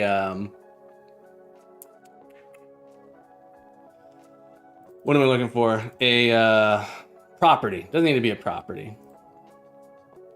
It sort of should be hidden anyway. I don't think, in fact, it shouldn't be a property at all, I don't believe. And our flamethrower, our colliders here. The idea is this gets enabled and disabled. So when we turn on, we're gonna do collider.gameObject.setActive true. And if we're off, we set it to false. And when we wake up, we're gonna set it to false to begin with. All right, so now we should be able to detect whether or not the player's rolling into it. And on this, I'm gonna write a new script that's like on like destroy player collider. So like instant death collider. So if we collide with it, the player just dies. So in our hazards, we'll create a script called instant death, which needs to be attached to something that has a collider, and the collider should be a trigger. And if we collide with it, instant death. So this is going to be in our same namespace. This is our crazy marble hazards namespace, like a so. Okay, and it's going to require that we have a collider on it. So we have to have a collider, and this is going to be our trigger enter.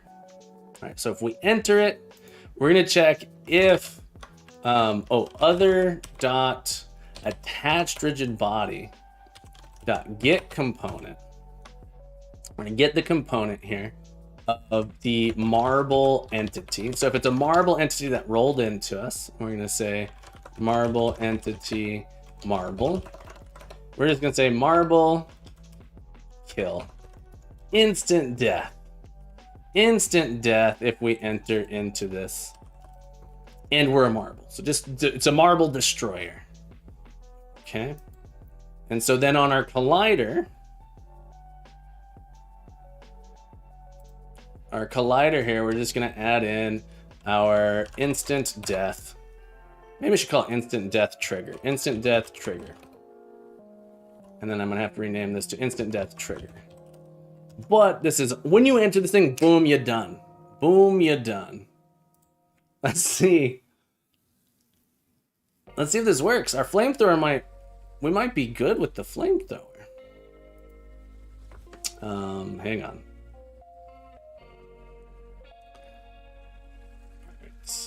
So just to check, let's come back to our scene here. Flamethrower, I want to see, is my collider turning on and off? It is, it is. All right, so I should be able to roll through it. Oh, I should blow up turned off right at the right moment. Oh, come on. Come on. Hang on. I see an error here. The reference script on behavior collider is missing. Let's go back to our... Was I in some weird... Did I not save my prefab? Flamethrower. Collider. Script. Oh. Instant death. Trigger. Instant death. Oh, I edited the wrong file. I ended up resaving this. Okay. Okay. They have to be named the same thing.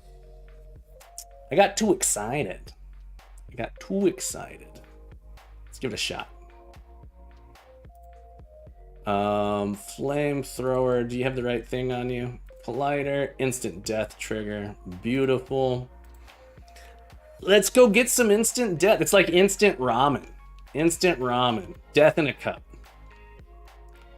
I think I need to make the flames go a little higher because I can hop over them, I think, yeah. But let's see. All right. I do think the flame's going to get a little bit higher because you can hop over them. Although maybe we like that. Maybe we like that. And you can only hop over them if you're on this ramp anyway.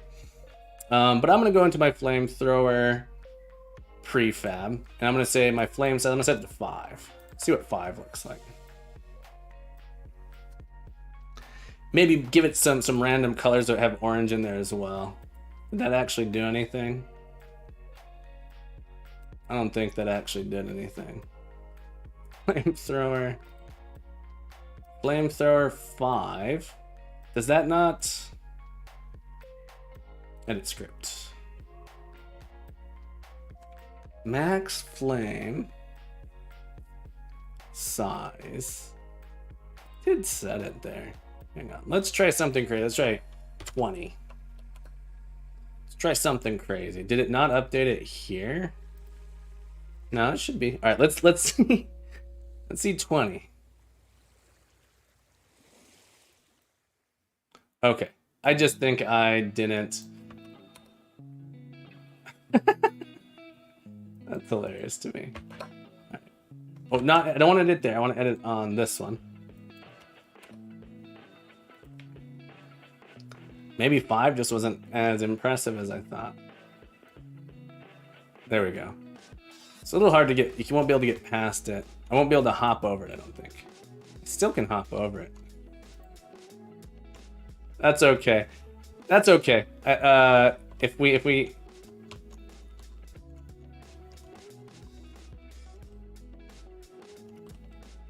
okay. All right, we got a flamethrower. Look at that. We got a flippity flamethrower. A flamethrower. A flame flopper. All right, let's hit save. We got it. We done got it in there. I'm really quite happy with this. Let's do a commit. Let's get this committed here. Save that level. Feature implement flamethrower hazard. All right. And let's do a little review. Let's just take a look at how it works. Because it's pretty straight. It's pretty simple. It's pretty simple. The hard part was like getting some of the things configured. So we have a flamethrower. All right, let's put this. All right, close others. Close others. And then we also have a flamethrower array. Instant death trigger. So these are the different pieces of code we wrote. So the flamethrower works in the following way. It has an on and off method that allow us to turn it on and off. During our update, we have a particle system. We set the particle system to be our flame size. So this is the speed. This is how far the particles will fly up. And our flame size is calculated based on how long we've been turned on. All right, so if we are currently on, if we're not on, we go to 0. If we are currently on, we calculate the scale based on this 0.5. So we can make it how long it takes for it to get to the full flame size. In this case, it's half a second by default. And the full size is just how long we have currently been turned on divided by how long we want to take to get to the max. And then we just scale it up. Straightforward, super, super easy. We could probably do something in here where we don't constantly update the flame size every frame. We could do something probably a little bit better that says only do it if our flame size has changed, but I'm not too worried about that. We'd have to add like an event and do some extra stuff. I don't think it's gonna be a big performance here to have it like this. Okay. Then, so that's for an individual flamethrower. Then for our array, so our flamethrower array says, if you're a flamethrower array, go find all of the flamethrowers inside of you, inside of this object.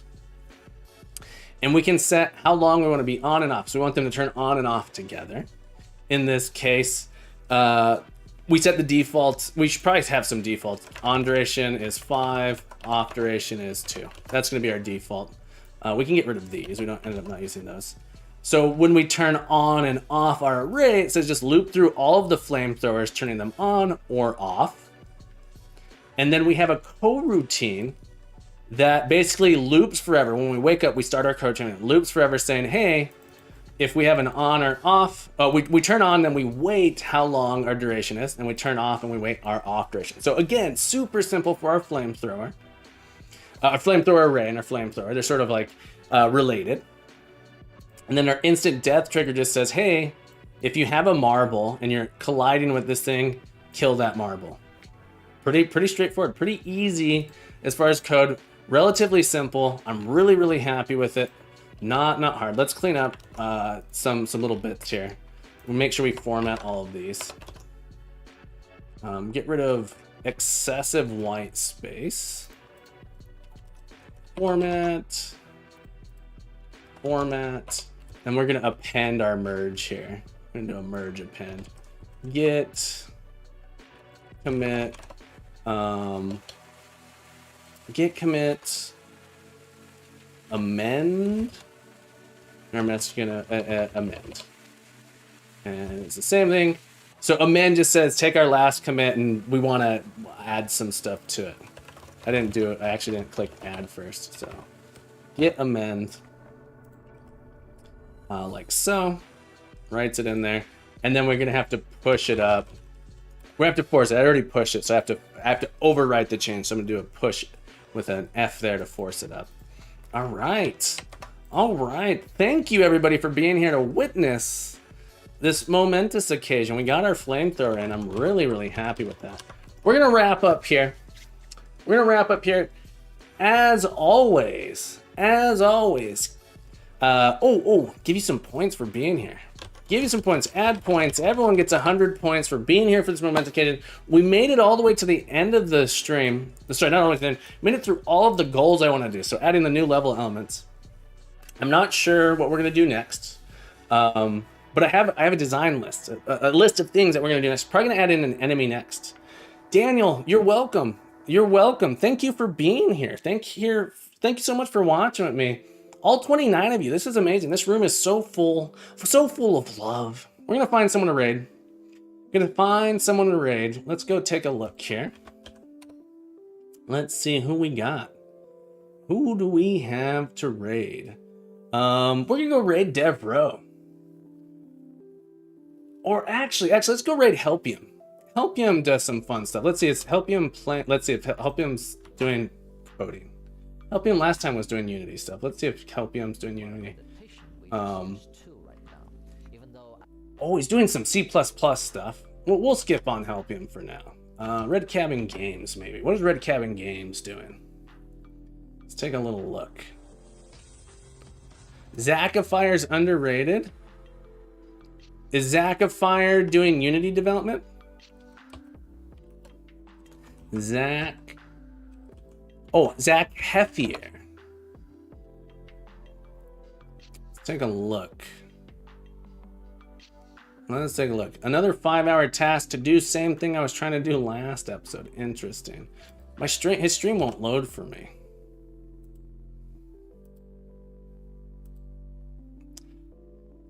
Zach Fire.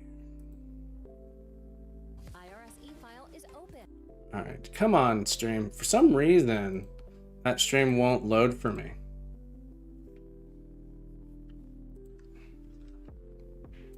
That one won't load for me. Code Red Games, thank you for the suggestion, but for some reason that stream, it's just not loading. So I think something might be up with their stream. So sorry about that. We're gonna give Red Cabin Games a raid today.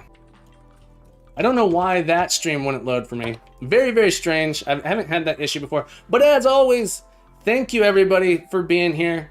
As always, keep coding, keep growing, keep building those skills. We'll be back tomorrow, 7 a.m. Eastern. Have yourself a beautiful day, and you're welcome back anytime.